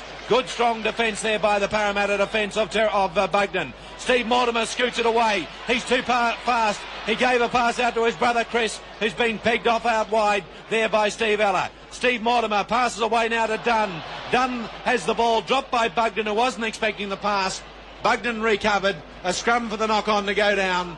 Midway between Canterbury's quarter line and halfway. Canterbury looking to throw the ball around now more often, but a scrum to go down with a Parramatta feed. Yes, Canterbury certainly are, and I know one Steve O'Brien who was hoping that would go one pass further, because he had the opportunity of making good yardage down the sideline. Here's Sterling from the scrum base. Sterling is struggling his way free. He's down 20 metres out. We'll go to Bill McGowan for a moment for a report from the half-time dressing room scene. It's gone from Taylor out to Kenny, who tried to step under a tackle of Lamb. He got through Lamb, but he couldn't get away from Chris Mortimer. Kenny to play the ball. Parramatta on the attack. Out to Sterling. It's gone long past to Muggelin. He's held up ball and all. Through the pass back to Sterling. He got away from Lamb. Gave it to Grape. Grape got away from Langnack. He got away from Bugden. But Bugden tackles him close to the touchline. Mosley dummy half, throws it to Sterling. Parramatta all out on the attack. Sterling kicks ahead. It's into the in-goal area. O'Brien has the ball and just runs it dead. Out over the dead ball line. Play to come out to the quarter line for the drop kick restart. Bill McGowan's got the report from half-time. Bill, what was the news from the dressing rooms? Well, the report is that Kelly will definitely come back on, and Canterbury aren't very happy about being held down in tackles, and Coach Warren Ryan said we must support each other in the second half. For Parramatta, John Money very happy with the way the team's going. He wants to use the wind to make kicks, and he doesn't want to make any changes if possible. Thanks, Bill. Bill McGowan from the dressing rooms. Use the wind. It's virtually going straight across the field now. It's not really favouring Parramatta to the extent that it assisted Canterbury in the first half, and even then that advantage was only minimal. Sterling, beautiful pass, gave it out to Laurie. The second rower is caught by Bugden and Lamb. and put down 20 metres out from the Canterbury goalposts. Now Mosley goes from dummy half, stood in the tackle, gave it to Lee Beater. He passed back to Laurie, gave it there to Taylor. Taylor, too much aware of the defence coming through, has dropped the ball forward, and it's Canterbury's ball on their quarter line. Away to Bugden now. No, it's not Bugden, it's Dunn, who's put to the ground there by Taylor. Plays it back now to Langmack. He's caught by Taylor, assisted there by Muggleton. There were 4 Parramatta defenders. Bugden and Lee Beater were there. Langmack's been hurt in the tackle. Dunn moved up and had something to say to Lee Beater about that. Langmack is hurt in the tackle, and who wouldn't be with 4 defenders falling on you? I'm surprised at Canterbury's tactics. They're allowing themselves to be bogged down. They continually keep it in the centre where they should be running it out wide. Stevie Mortimer had a run to the blind side and he looked dangerous. Where have they been? Lamb, we haven't sighted Lamb. Mortimer, they must run more. They must take it to draw that outside Parramatta defence in close. Parramatta, they seem to have this game well and truly under control. They're leading 2-0. They're doing it well, and they've put a lot of pressure on Canterbury at the moment. Reg, I'll tell you somebody else we haven't seen today who's been in outstanding form the last couple of matches, and that's Chris Mortimer. He's been doing a lot of tackling. A lot of defence, he always does. He's obviously, you notice that Mortimer and Folkes have been combining to get hold of Kenny. Kenny's been quiet, but, he hasn't been quiet. He's always been a danger man when he's near that ball. But that's obviously why Folkes and Chris Mortimer, have been out there trying to contain him. But I get the impression that it's going to be a Kenny intercept or something. Whoever can score the next try, I believe, can win this game. Sure, thanks, Reggie. I was referring to Chris Mortimer in attack. I mean, we haven't seen him, and he really has split the defence the last couple of weeks. He has, yes. Not seen much of him doing that today, although he is tackling well. In the meantime, it's Canterbury's ball, and they're taking it up through second row at Dunn. He's lost the ball on the ground. It's been gathered by Parramatta, and the referee's called a scrum. Well, he'd obviously called for the ball to be played. If he'd played the advantage before calling out that, Parramatta would have had it. But having called out play the ball and it came loose, he had no option but to put down the scrum. It's a Parramatta scrum win, and it's gone from Taylor to the blind side. Cronin runs it wide. He's caught and held up. They put him down that time. Langmack, Tunks and O'Brien. It's going to be Cronin far side of the ground. Play it to Grafe. He tries to burst his way from dummy half, but he meets a solid tackle by Kelly, who's back on after his 10 minutes in the sin bin. Now to Lee Beater. Lee Beater taken high around the chest. Good tackle by Dunn. Lee Beater to his feet. Plays it to Mosley. It's gone to Taylor. A little grubber kick through. Who's chasing it? Sigsworth's back there. It's gone to the goal line. Sigsworth's caught by Muggleton and Taylor. And 5 metres from his line, he'll play the ball for the Bulldogs. Sigsworth back to Steve Mortimer. Got away from Taylor. Got away from Mosley. Got away from Bugden. But he can't get away from Grove. Up to the Canterbury quarter line. Canterbury running it better now. And there's Dunn, who's been put to the ground in a lovely tackle by Price. Dunn plays it open side of the ruck to Tunks. He's held up. 2-0 is the score in favour of Parramatta. That was the half-time score. Tunks tackled by Lee Beater. Plays it to Bugden. Given away to Folkes. He's caught there by Laurie, by Lee Beater. And wrestled to the ground on tackle number 5. Midway, quarter line and halfway. Canterbury's ball. Folkes plays it. Bugden passes. It's gone to Lamb. A little kick through. Getting back there. The ball bounces. Price covers it. But he's been covered by Sigsworth.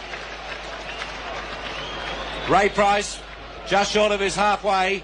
There it's gone away to Eric Grove, working up steam, and he's dumped for his trouble. Superb tackle by Mark Bugden. A lovely tackle, the tackle of the match. He was just upended, the big winger, by the Canterbury hooker. Parramatta have got it. Now it's gone to Sterling, who gives it to Muggleton. Standing in the tackle, back to Sterling. He's got Taylor, passes to Lee Beater, away to Kenny. Kenny got around Hagan. He gave a pass, it was a shocker out to Chalmers. Ball is loose on the ground. Chalmers recovers, and it's a knock on to both sides for another scrum. This time just inside Canterbury's half with a Canterbury feed. Well, Parramatta are just tiring the Canterbury forwards out because they're shifting the line of the defence. They're moving it from one side to the other. The Canterbury Bulldog forward line have to get back into position, and that's wearing them out. Parramatta just too strong at the moment. Canterbury still committing those errors. A penalty from the scrum goes to Canterbury, and it's against the opposing front row. There's a replacement about to come on, and it looks like David Boyd, the second rower, is going to come on, and Steve Folkes is off. Steve Folkes, who's played such a tremendous part in many a premiership win for the Bulldogs, has been replaced with 30 minutes to go. David Boyd, the replacement. We've got Canterbury in possession now. They're 10 metres out from the Parramatta quarter line. Canterbury on the attack. It's gone from Bugden out from Lamb, and he's given it away to the new player there, and David Boyd is tackled midway between quarter line and halfway. From the ruck, Terry Lamb passes to Steve Mortimer. One out towards Langmack. Back to Mortimer. Nearly juggled the ball. He passed it back there. Hagan gave it away. Very nearly an intercept again. Hagan's going to play it. Terry Lamb picks it up. He goes quickly from dummy half. Lamb kicks ahead as he had nowhere to go. It's gone into the in-goal area, and Taylor just waits for it to go dead. It very nearly bounced back, and that was a gamble by Taylor.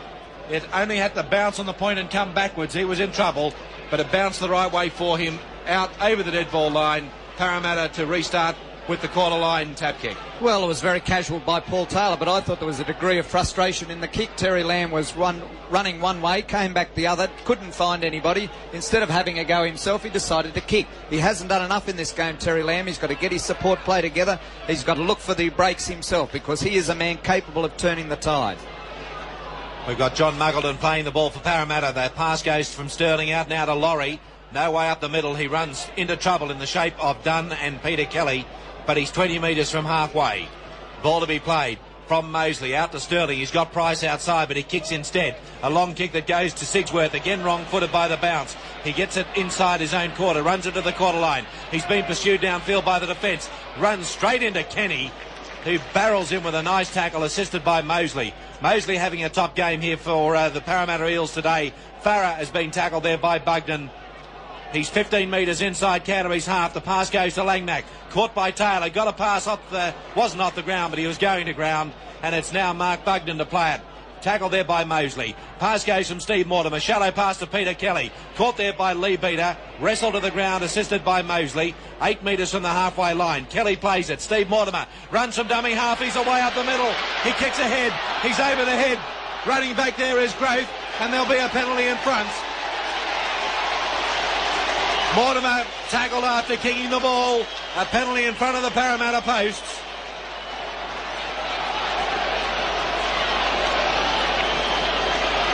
That's the magic of Steve Mortimer. He noticed that the marker had gone to sleep. He turned his back, and then he just made the charge from dummy half. As he came to the defence, he chipped over the top. He was barreled.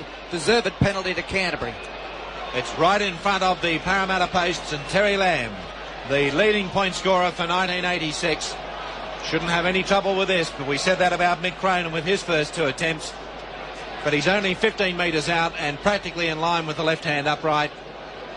And it's 2-0 at the moment in favour of Parramatta. There's no way in the world it's not going to be 2-2. Pretty right, Al. I'll back it in 2-2, and I'm still amazed that Parramatta are not further ahead in this game.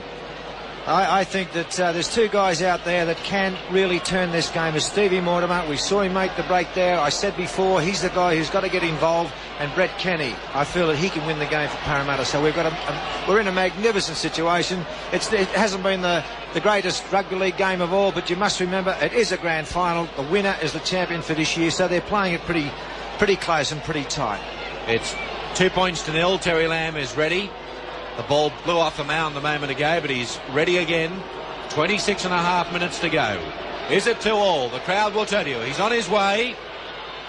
Yes, it is.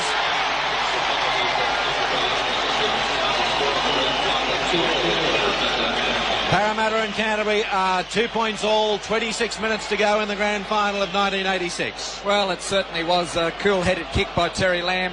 I wouldn't have liked to predict a result from that, even though it was a fairly simple one.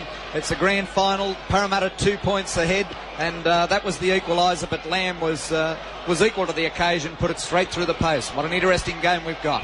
Mick Cronin restarts. The kick-off will just go to the goal line. It bounces at the feet of Sigsworth. And he runs it up. It's not Sigsworth. It was Hagan who brought it out. Now it's Terry Lamb who's going to play it. Back it goes to Mark Bugden, and he unloads to Dunn, and he's driven backwards. Strong tackle there by Bugden. Dunn plays it. Steve Mortimer, a long pass out to the centres, and there's Farah getting a pass back to Steve Mortimer. Caught by the jersey from behind. He waits for Kelly. Kelly is caught by Taylor, and the Parramatta defence arrives on the scene in time to put him down on halfway. That's better play by Canterbury. They're looking more like themselves. as the ball has been dropped now by Canterbury, and a penalty. Referee Stone had called on Tunks to play the ball. He passed it after the call, and a penalty has gone to Parramatta. One of those penalties that must be given because of the referee's prior instruction, but also a type of instruction that often is not heard by the players in the middle of the action. If Mark Bugden had one decision to make again in this grand final, I'd say it was to throw a dummy there, because the defence was mesmerised. Levy went straight to Tunks. In fact, if Bugden had thrown the dummy, he would have got another 20 metres downfield. There's a superb kick by Peter Sterling, kicking with the breeze. And Parramatta on the attack now. They're down to the Canterbury quarter line. They've been so close so often. Let's see if they can turn proximity into points.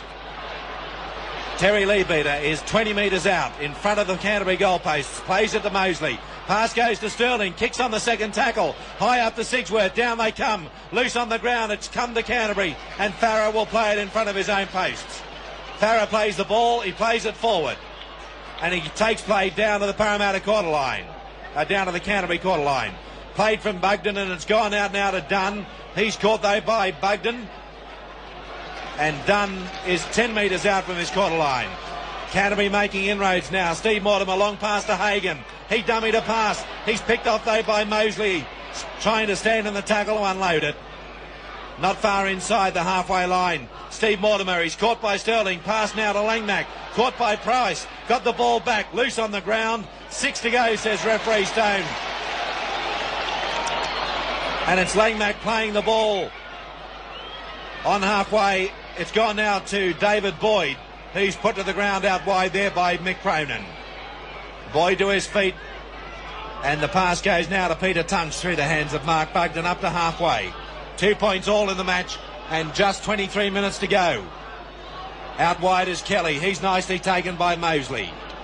Kelly is just over halfway. 2 tackles to go for the Bulldogs. Mark Bugden away to Steve Mortimer, out to Hagan. Gave it to Sigsworth. He's nicely picked off though by Brett Kenny. 1 tackle to go. Now the pass has gone to Steve Mortimer. A little kick ahead, and it's found touch.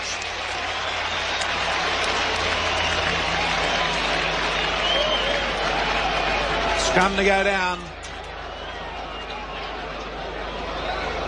And I think it's going to be a Parramatta feed. Scrum just moving around off the mark. Referee Stone waits for it to be fed. It's a Parramatta ball. Sterling goes to the open side, but he can't breach the defence as the scrum break up quickly, and he was nicely tackled by lock forward Langmack. Taylor gives it away to Chalmers, who is really slammed into the defence there by Dunn and by the replacement second rower David Boyd. He's up to the quarter line, plays it now to Taylor, given to Lebeater, who bears the brunt of the defence, and again it's Boyd and second rower Dunn putting him down. Lebeater back to Mosley. Bugden running it up strongly. Bugden is 20 metres from the halfway line and put to ground by the defence. And again, Dunn is involved in the defence. Long pass goes to Sterling. A long kick this time. It's gone across to Sigsworth. He takes it beautifully. Marks it Aussie rule style. Sigsworth is away from the defence. Almost back to halfway. That was a superb take by Sigsworth. Well, I wonder if it's coincidental that the Canterbury side, who are growing in confidence, has coincided with obviously Phil Sigsworth growing in confidence too, because that was a magnificent take. Peter Tunks slips the ball away to Hagan. Hagan is down to the quarter line, looks for the defence. Farah's got it, and Farah's been caught as he came in from the blindside wing to take the pass. It's gone quickly with Canterbury on the attack. Terry Lamb's dropped it. It went behind him. Steve O'Brien on the far side. And the referees called that a knock on. Not on. I thought it was a knock backwards. No way, Alan. You thought it went backwards? Sure. Yep. It was in the play. He'd handle it, but it went backwards. O'Brien was right. I've got to agree with you too. There was no way that went forward. Scrum feed. It's screwing around again. Scrum collapses. Referee blows the whistle and gives a penalty to Parramatta. Bill, how are we going in that Parramatta area, the penalties for the second half, please? The second half, it's 2-2 in the second half. The penalties are now favouring Parramatta 11-6. 11-6. Well, from that scrum penalty, Bugden was on the ground and he's been penalised. We've mentioned that Canterbury have been able to perfect the scrum twisting so well. They've screwed the scrum around quite noticeably at times to help them in the last couple of matches. That time the Parramatta front row held firm, and that caused the Canterbury front row to collapse. Penalty goes to Parramatta. They've found touch over halfway, and they've given it away to McGowan, who's made a half a break, but it was Mark Bugden who got him around the legs to put him down. Plays it now to Sterling. Sterling gets it back from Price. He dummied away to Laurie, but the defence held him, and he was nicely held by Boyd. Now it's gone to Taylor, out to Cronin. He runs into the defence. He's caught by Langmack. Got the pass to Ella. Ella's almost in the clear. Ella's up to the quarter line, and he's put to ground. Field goal must be on shortly. Mosley's got it. Taylor's calling for it. It goes to the blind side. Sterling gives it away to Price. He's caught high. Referee comes in, blows the whistle. A Canterbury player called out. I didn't think it was that high. No. And Steve Mortimer is protesting about it. Look, it was high. It might have been around the shoulder. But I don't know. The referee's calling a player out. And it's going to be a penalty, I feel, to Parramatta.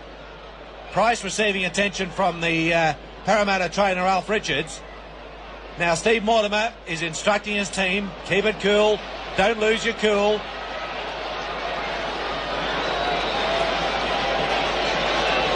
Let's see what happens. I've got to agree that it was a high tackle, Alan, but I'm sure that Ray Price also had a little bit of a dive too. I don't think it was going to ever hurt him at any stage.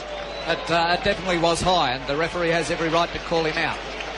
And there's the penalty to Parramatta. He stepped off his outside foot, he went inside, the arm went out, and he ran into it. Now, this is a grand final, and these things happen.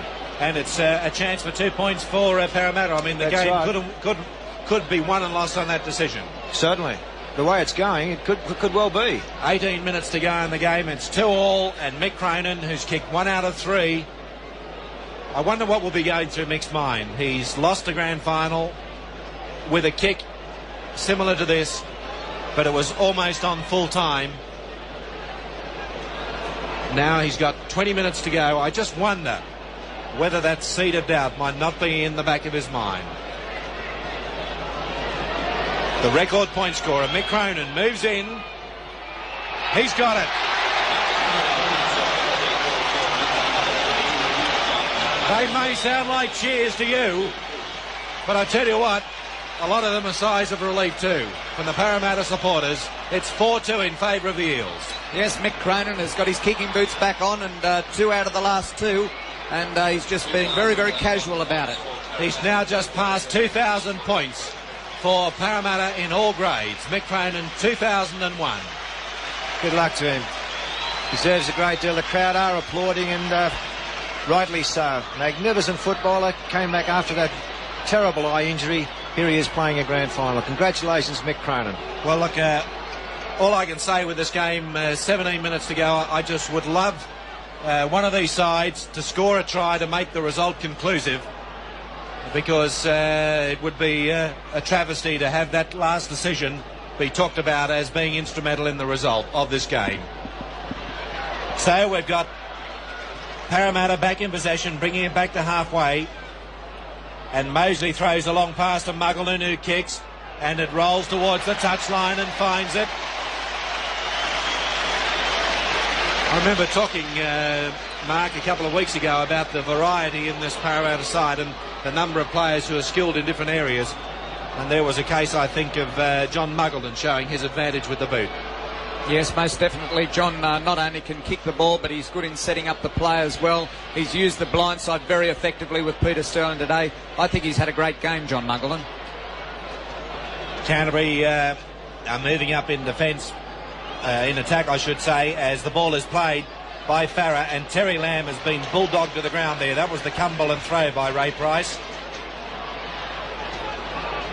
Goes out to Dunn, and Dunn tries to bump away from a tackle of McGowan, but Lee Beater was there to put him down.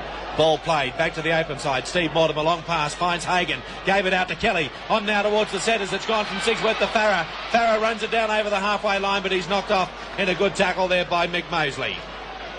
Ball to be played by Farah. Terry Lamb dummy half. Steve Mortimer calls for it. He decides to kick a little one for the line. What McGowan can do, Steve Mortimer can do just as well. It's also touched by Parramatta player, so it's going to be a Canterbury feed. It's important. Canterbury haven't had too many attacking opportunities, but this is a big one. And Canterbury are looking good when they move the ball, so Parramatta certainly in a deal of bother here. Ball goes in the scrum. and it's got to be fed again. The scrum has walked off the mark. Scrum is only 16 metres out from Parramatta's goal line. It's 4-2 in favour of Parramatta. And trouble in the scrum. Those front rowers really showing their scrummaging techniques. There is a scrum win to Canterbury. Terry Lamb's away. Lamb got away from the tackle of Price. He was tackled by Taylor. Now Steve Mortimer is tackled by Taylor. Ball is played. It's Bugden giving it to Dunn. Dunn stands up, gives it to Bugden. He's raiding the line. He's 5 metres out. Is this Parramatta's moment of truth? It's gone out to Canterbury. It's gone to Terry Lamb. He dummies. He's through. Lamb slips at the ground. And he's down only 2 metres out from the line. Lamb plays it. Farah unloads. Dropped on the ground. Back there is McGowan. And McGowan's got it for Parramatta. McGowan hurt in the tackle. Parramatta have got it with Canterbury ever so close. Certainly did. Lamb, had he been able to keep on his feet, he looked like he was going to score. He was brought down only a couple of metres from that line, the Parramatta goal line.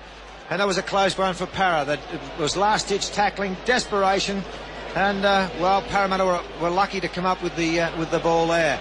Misunderstanding there. The Canterbury players not very happy. Looked to the referee for the penalty, but or even for the scrum. But referee Mick Stone has said, no, it's a Parramatta ball and players about to continue. 14 and a half minutes to go. It's Parramatta's ball on the blind side. It's run up a few metres away. And a new ruck forms as Mosley, the hooker, plays it. Back to Taylor. Gives it to Bugden. That was a big powerhouse run from the prop forward to run it up strongly to the quarter line. Bugden plays it. Mosley unloads the lead beater. Lead beater goes crashing into Boyd, but he was held below by Mark Bugden. Mosley unloads. Sterling, the defence up quickly. Muggerton floats it to Ella. Ella under pressure, but he's caught. That defence came up very quickly. I think Canterbury realise now, Alan, that they've got to start doing something. It's a turnover, it's a changeover. Canterbury in possession. Yes, it's Canterbury's ball. Langmack plays it out wide. Infield it comes. Tunks has got it. He's caught by Sterling and by Laurie and by Jeff Bugden. 10 metres out from the goal line. Mark Bugden, dummy half. Steve Mortimer gives it there to Dunn. He's caught by Leadbeater and Taylor and Price and by Mosley.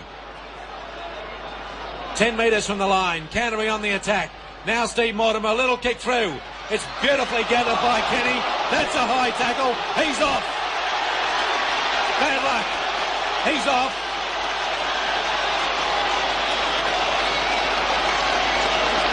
Sigsworth is off.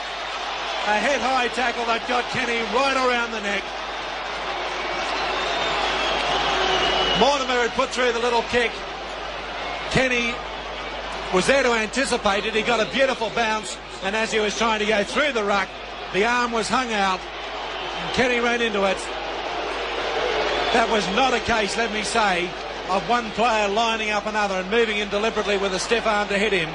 The fact is that Kenny just copped it as he ran into it, and Sigsworth has been set off with 13 minutes to go. Reg? Well, we can talk about that one for a long, long time. We're waiting for some sort of replay, but we're not getting it. It was one of those instantaneous tackles. He's gone in. Kenny was there.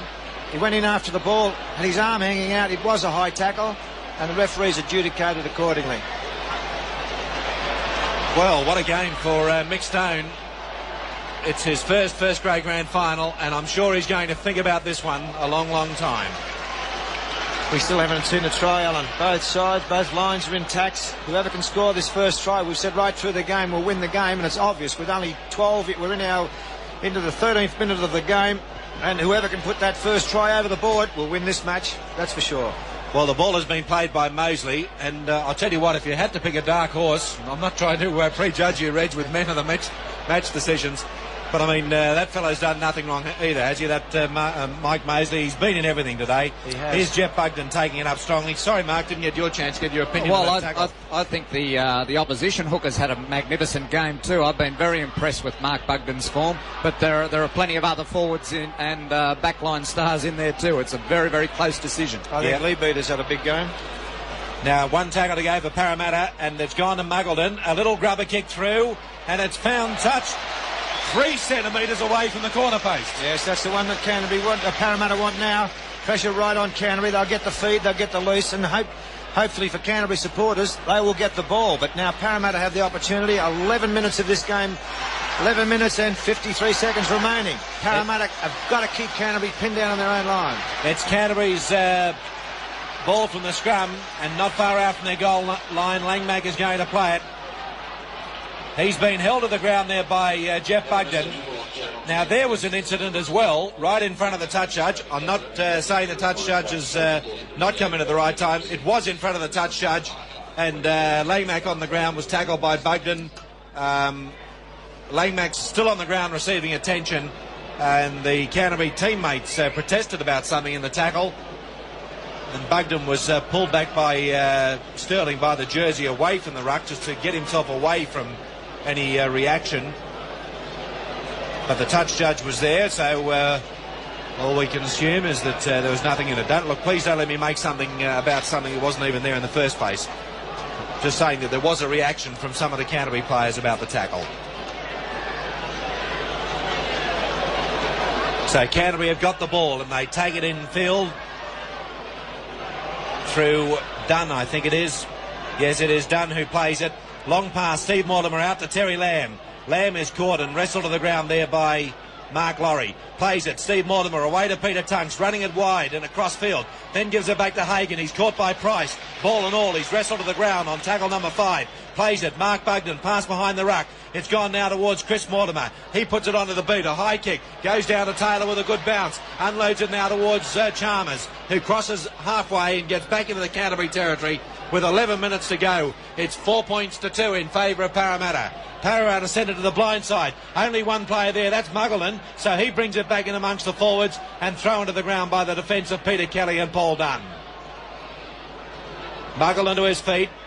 It's gone from Mosley and he darts away again from dummy half and he's made good ground in field. Mosley, 32 metres out. Taylor's left the ball behind. He got up and started running without picking the ball up. Scrum to go down for the knock-on and a chance for Canterbury to get it back. Well, I think if Canterbury want to win this game, I would believe that they need to bring on a replacement. And Jeff Robinson might be the person that they need. Wild and tough, he'll make the bust and then he needs plenty of support. But I'm surprised that there hasn't been a replacement on for either side for quite some time. Only Tony Chalmers on the wing.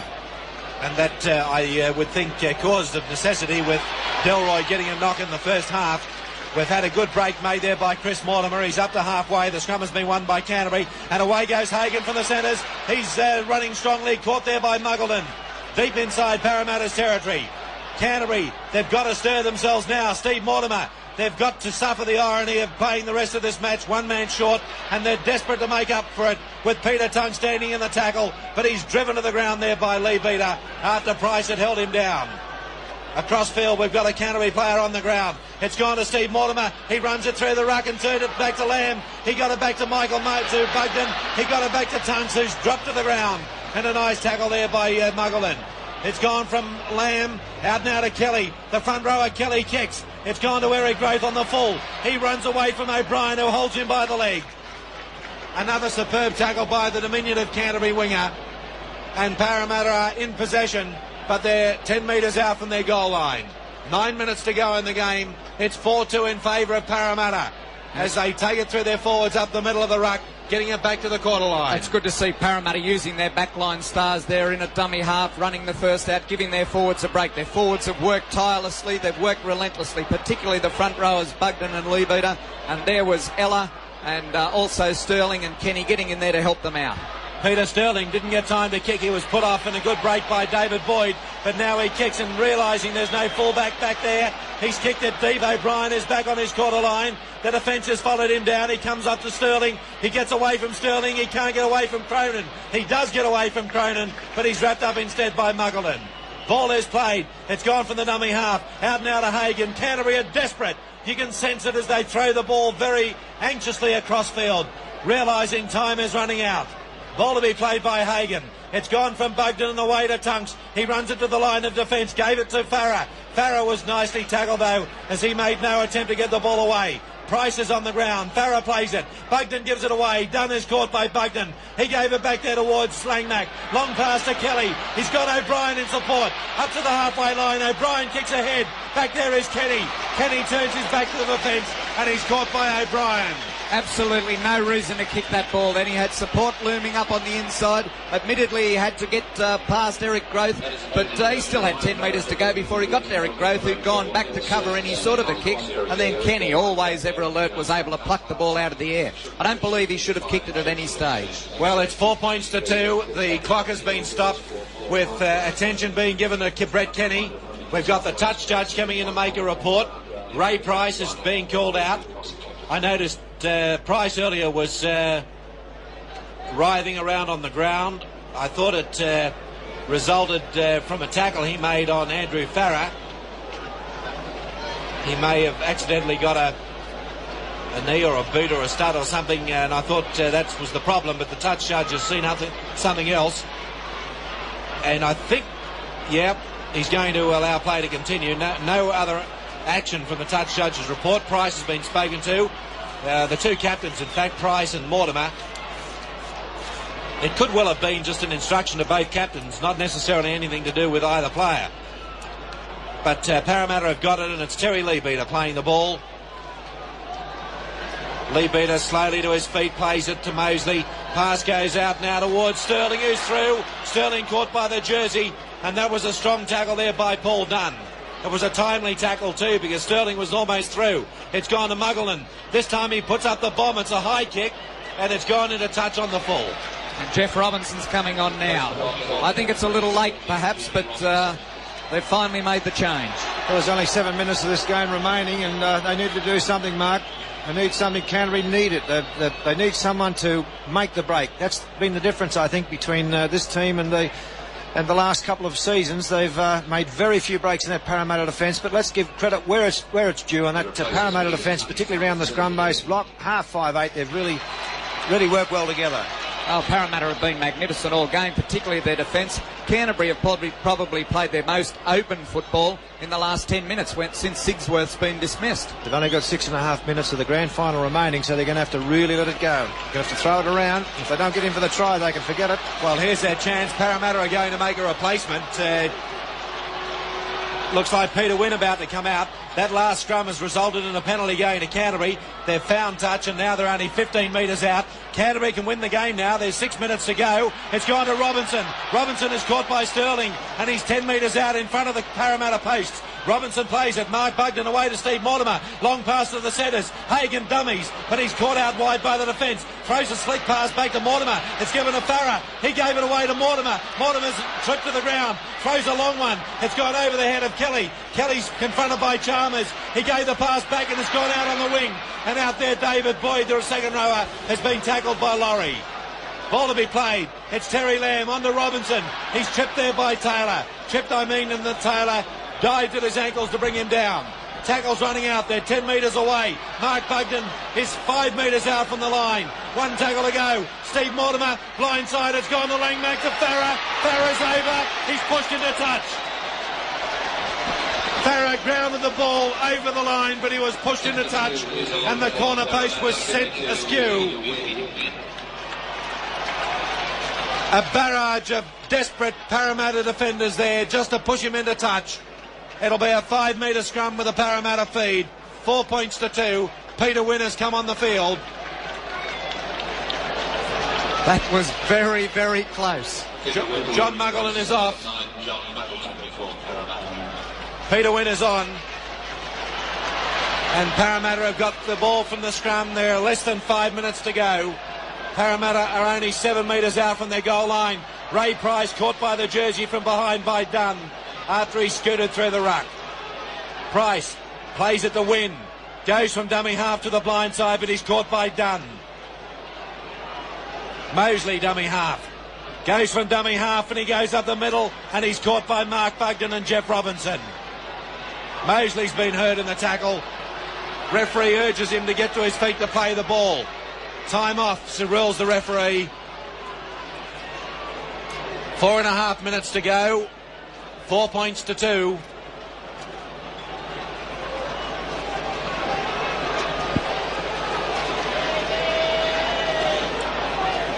Just another reminder, ladies and gentlemen, that please keep on. And Mike Mosley to receive attention from the Parramatta trainer, He's 25 metres out from the goal line. Bill, while this injury is being treated, what can you tell us? Scrums are favouring Canterbury 7-6. Parramatta's at the one tight head. The penalties are favouring Parramatta 11-7. So away we go as Peter Wynn takes the ball up from dummy half. One tackle to go. John Muggleton is off the field. Sterling now is the kicker. He gets time to put it in. It's gone over the head of Langmack. The lock forward chases it back. O'Brien is back there. O'Brien is away. He's caught by Cronin. He had support but couldn't get the pass to Langmack. And O'Brien is on halfway. It comes in field from Hagan to Steve Mortimer. Out it's gone to brother Chris in the centre's got it back to Steve. He gave a pass out there to Farah. Out on the wing, Farah weaves his way through. There's Steve Mortimer bumped to the ground without the ball. And the linesman just seen it. It's been picked up. Steve Mortimer was backing Farah up and he was knocked out of the game. That definitely deserves some attention. This is going to be a Canterbury penalty. They're going to have to go for the two-pointer. And what a pressure kick. Who's going to kick it? Would you like to, Mark? No way. Oh, boy. I think they'd like to ask Mick Cronin to come over the other side now that he's got rid of his nerves. But Terry Lamb's already kicked one very coolly. 5 minutes in the sin bin to Jeff Bugden. 5 minutes in the sin bin to Jeff Bugden. That's the end of his game. We've got less than 5 minutes remaining in the grand final, so he's finished. Well, what have we do extra time, Rich? Well, it's a possibility, isn't it? We'll be watching this Terry Lamb attempt at penalty goal. What an important kick. We've got 3.5 minutes to go in the game. Parramatta are leading by 4 points to 2. Terry Lamb, you're about to feel how Mick Cronin felt several years ago. The 1984 grand final. 6 points to 4. Mick Cronin had an attempt from an easier position and couldn't do it. Terry Lamb is in the same situation now. It's rather ironic that that has come about. And I'll tell you something, Mark, we should mention now that will obviously be reflected on later on. If Terry Lamb is not able to kick this goal, then Jeff Bugden, by conceding that penalty, just might well have won the game for Parramatta. My opinion of it is that Parramatta have been the far superior side. Canterbury had the chance to go into extra time with this kick. So the kick is midway, quarter line and halfway. Terry Lamb has got it placed 10 metres in from touch. The breeze coming across the field. In other words, he'll have to aim around about for the left-hand upright. The breeze will tend to take the ball from left to right. He's virtually kicking against it. Alan, there's got to be some pressures in life, but certainly no more than this kick. Lamb is set. Moving in the air. He's missed it. Peter Sterling back into the field of play. Sterling caught by Robinson. Time ticking away. 2 minutes to go in the grand final. 4 points to 2. The Parramatta Eels are in front. Mosley on the ground, gets to his feet slowly, plays it to Peter Wynn. Up the blind side he goes, and he's tackled there by Jeff Robinson. Now it's the turn of Mark Laurie. To his feet, he picks it up. Up the blind side he goes. Makes 5 metres, held to the ground by the defence. 1 minute 30 to go. Back to Mosley. Peter Sterling, he kicks. Chased downfield by Kenny. Ball goes away from the fullback, but he's got it safely. Throws a long pass out to O'Brien. He got away from Kenny. O'Brien is trying to run around Graith. Graith chases him and Graith slings him to the ground by the jersey. 1 minute 15 to go. Infield. Steve Mortimer. Pass to Farah. In the centres he is now. Tries to run it away. Caught by Wynn. Copybook tackle. Farah to play the ball just inside Parramatta's half. Peter Kelly, pass to Steve Mortimer. Terry Lamb's got it. Lamb is away from the defence. Overlap out wide. It's gone to Hagan to O'Brien. O'Brien turns it to Hagan. Hagan tries to beat the defence. He's caught by Ella and is caught on the Parramatta quarter line.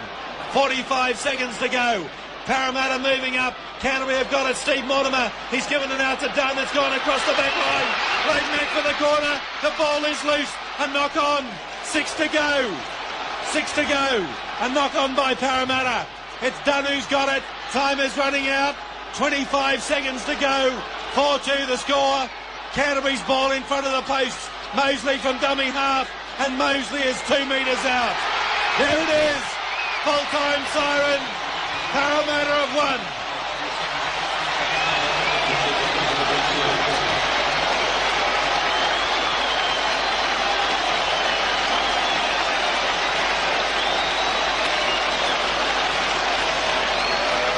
A trialist grand final, and Parramatta, after leading 2-0 at half-time, are premiers for 1986.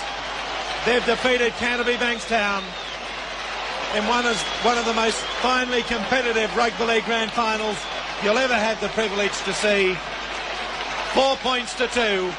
Terry Lamb with the late chance to take the game into extra time, not able to do so, and Parramatta have won it by 4 points to 2 before a crowd of 45,843.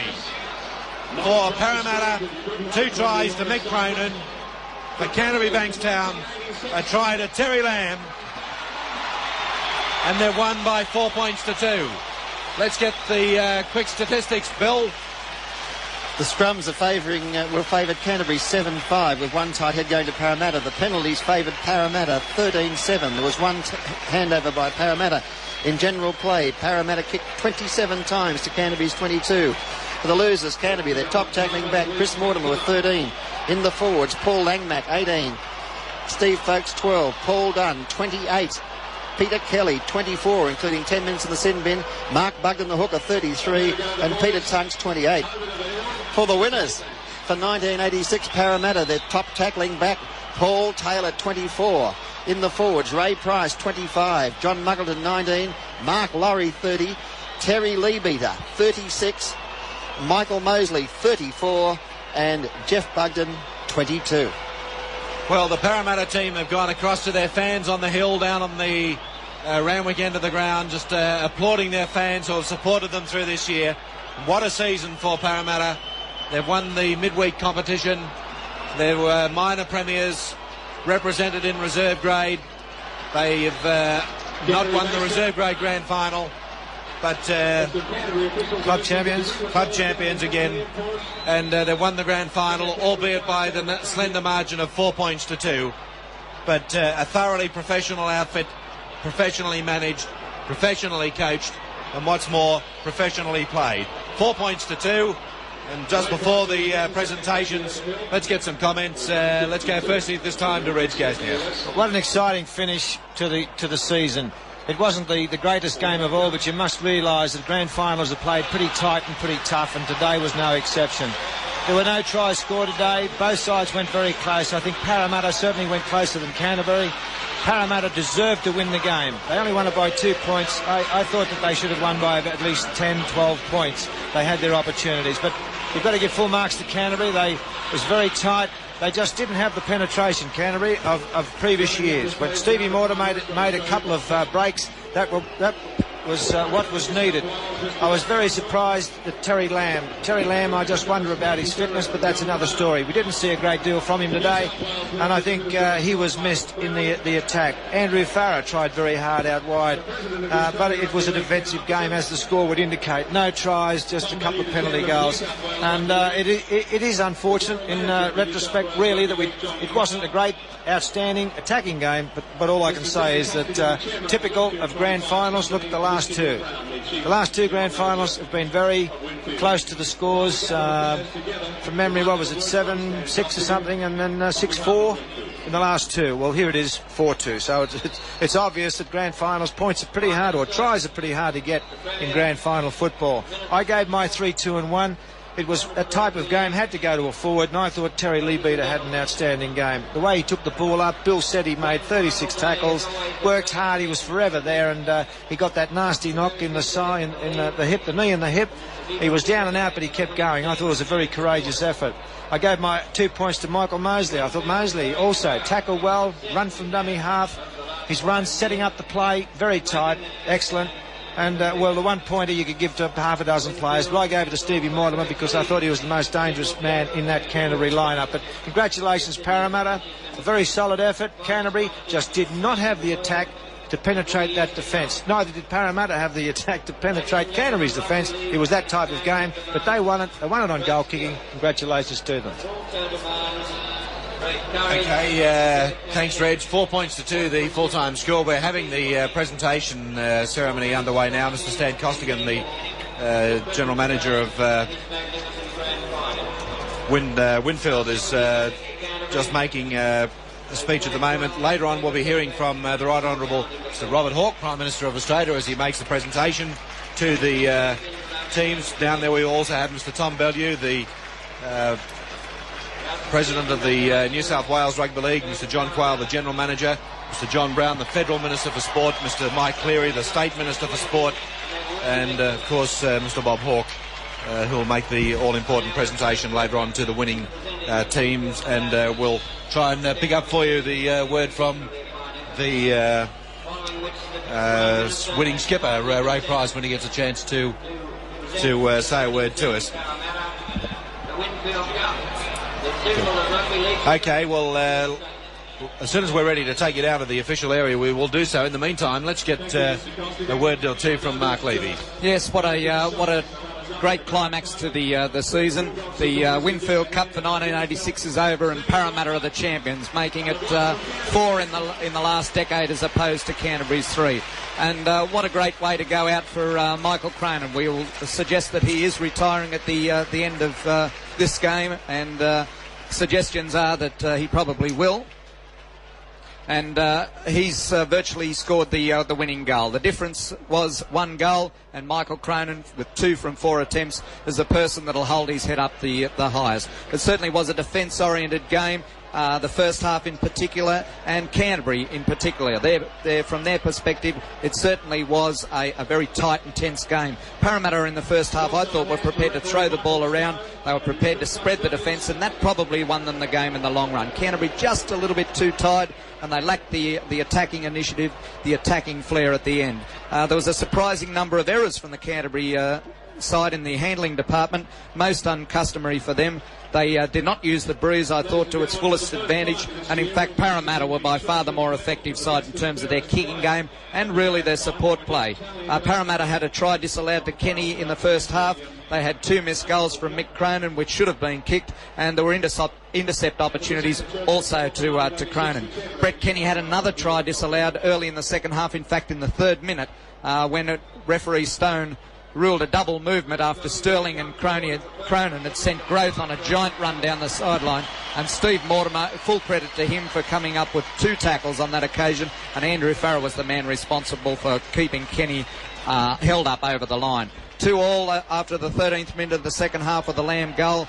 Canterbury seemed to gain in confidence then, making 6 to 7 metre breaks in close and then turning the defence around. But Parramatta held their defence, they held their head up high, and all of a sudden it was 4-2 after a head-high tackle on Price. Lamb had an opportunity to score in the 26th minute of the... Just catch it there. Let's go down to Peter Sterling, the winning captain. Again, a superb effort. They're worthy finalists and worthy premiers, and we're very thankful to get the premiership back off them. A great thanks to our coach and to our players, but most of all to you fans out there. Thank you very much for coming along and making this such a special day. Thank you. That's the Churchill medal, ladies and gentlemen, for the first time, the Sterlo for best and fairest. And now joining us again at the grand final in 1986, Bob Hawke. Thank you very much. I'd like to take this opportunity of congratulating the New South Wales League, Winfield, and of course, most of all, Parramatta. Congratulations to a great win. And we witnessed 2 great players, perhaps playing their last game, we don't know, but to Ray Price and Mick Cronin, tremendous game, and congratulations to a very great club. But you can't have a great final and a great winner without a great opponent. And I know that all of you, Parramatta supporters as well, will say with me, congratulations to Canterbury Bankstown. Tremendous opposition. They provided us with a great game. Ladies and gentlemen, you may remember that in 1983, we tipped Hawthorn and Parramatta. We got the Quinella then. And in 1983, we said, now we'll get the trifecta. We'll win the America's Cup. We did. So let's get the trifecta and hold on to the America's Cup this year. Ladies and gentlemen, to Parramatta, to Ray Price in particular, a tremendous congratulations.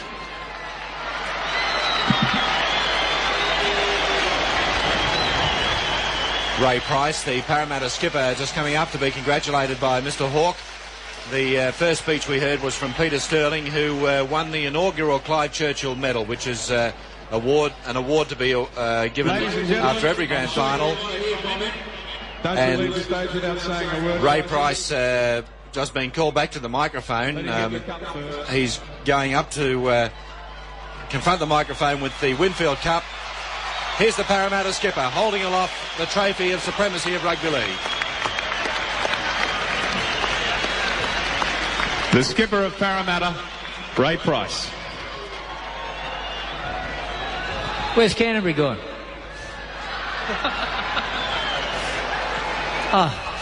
Firstly, I'd like to thank Canterbury. It really shows the two great sides of the 80s, Canterbury and Parramatta. We wouldn't have had better people to play against. It was the hardest game. It's the proudest moment of my career, and it'll be the last time I ever play here. Thank you. Well, you could hear Ray trying to choke back the tears, and what a moment. He's achieved everything. Test matches for Australia, grand finals, has led his side magnificently as ever today. Superb example of a footballer. If you believe that the footballer as a captain should be the person who leads the way, then Ray Price is certainly that.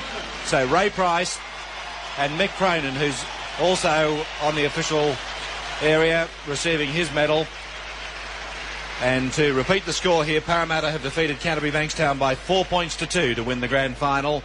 Eastern Suburbs won the reserve grade. They defeated Parramatta by 10 points to 2. And South Sydney defeating Penrith in under-23s by 13 points to 0. That's where we say farewell to our listeners through Radio Australia, through the Southeast Asia, through the Pacific and New Zealand. Farewell from the Sydney Cricket Ground. And we continue for our audience throughout New South Wales and Queensland and the Northern Territory.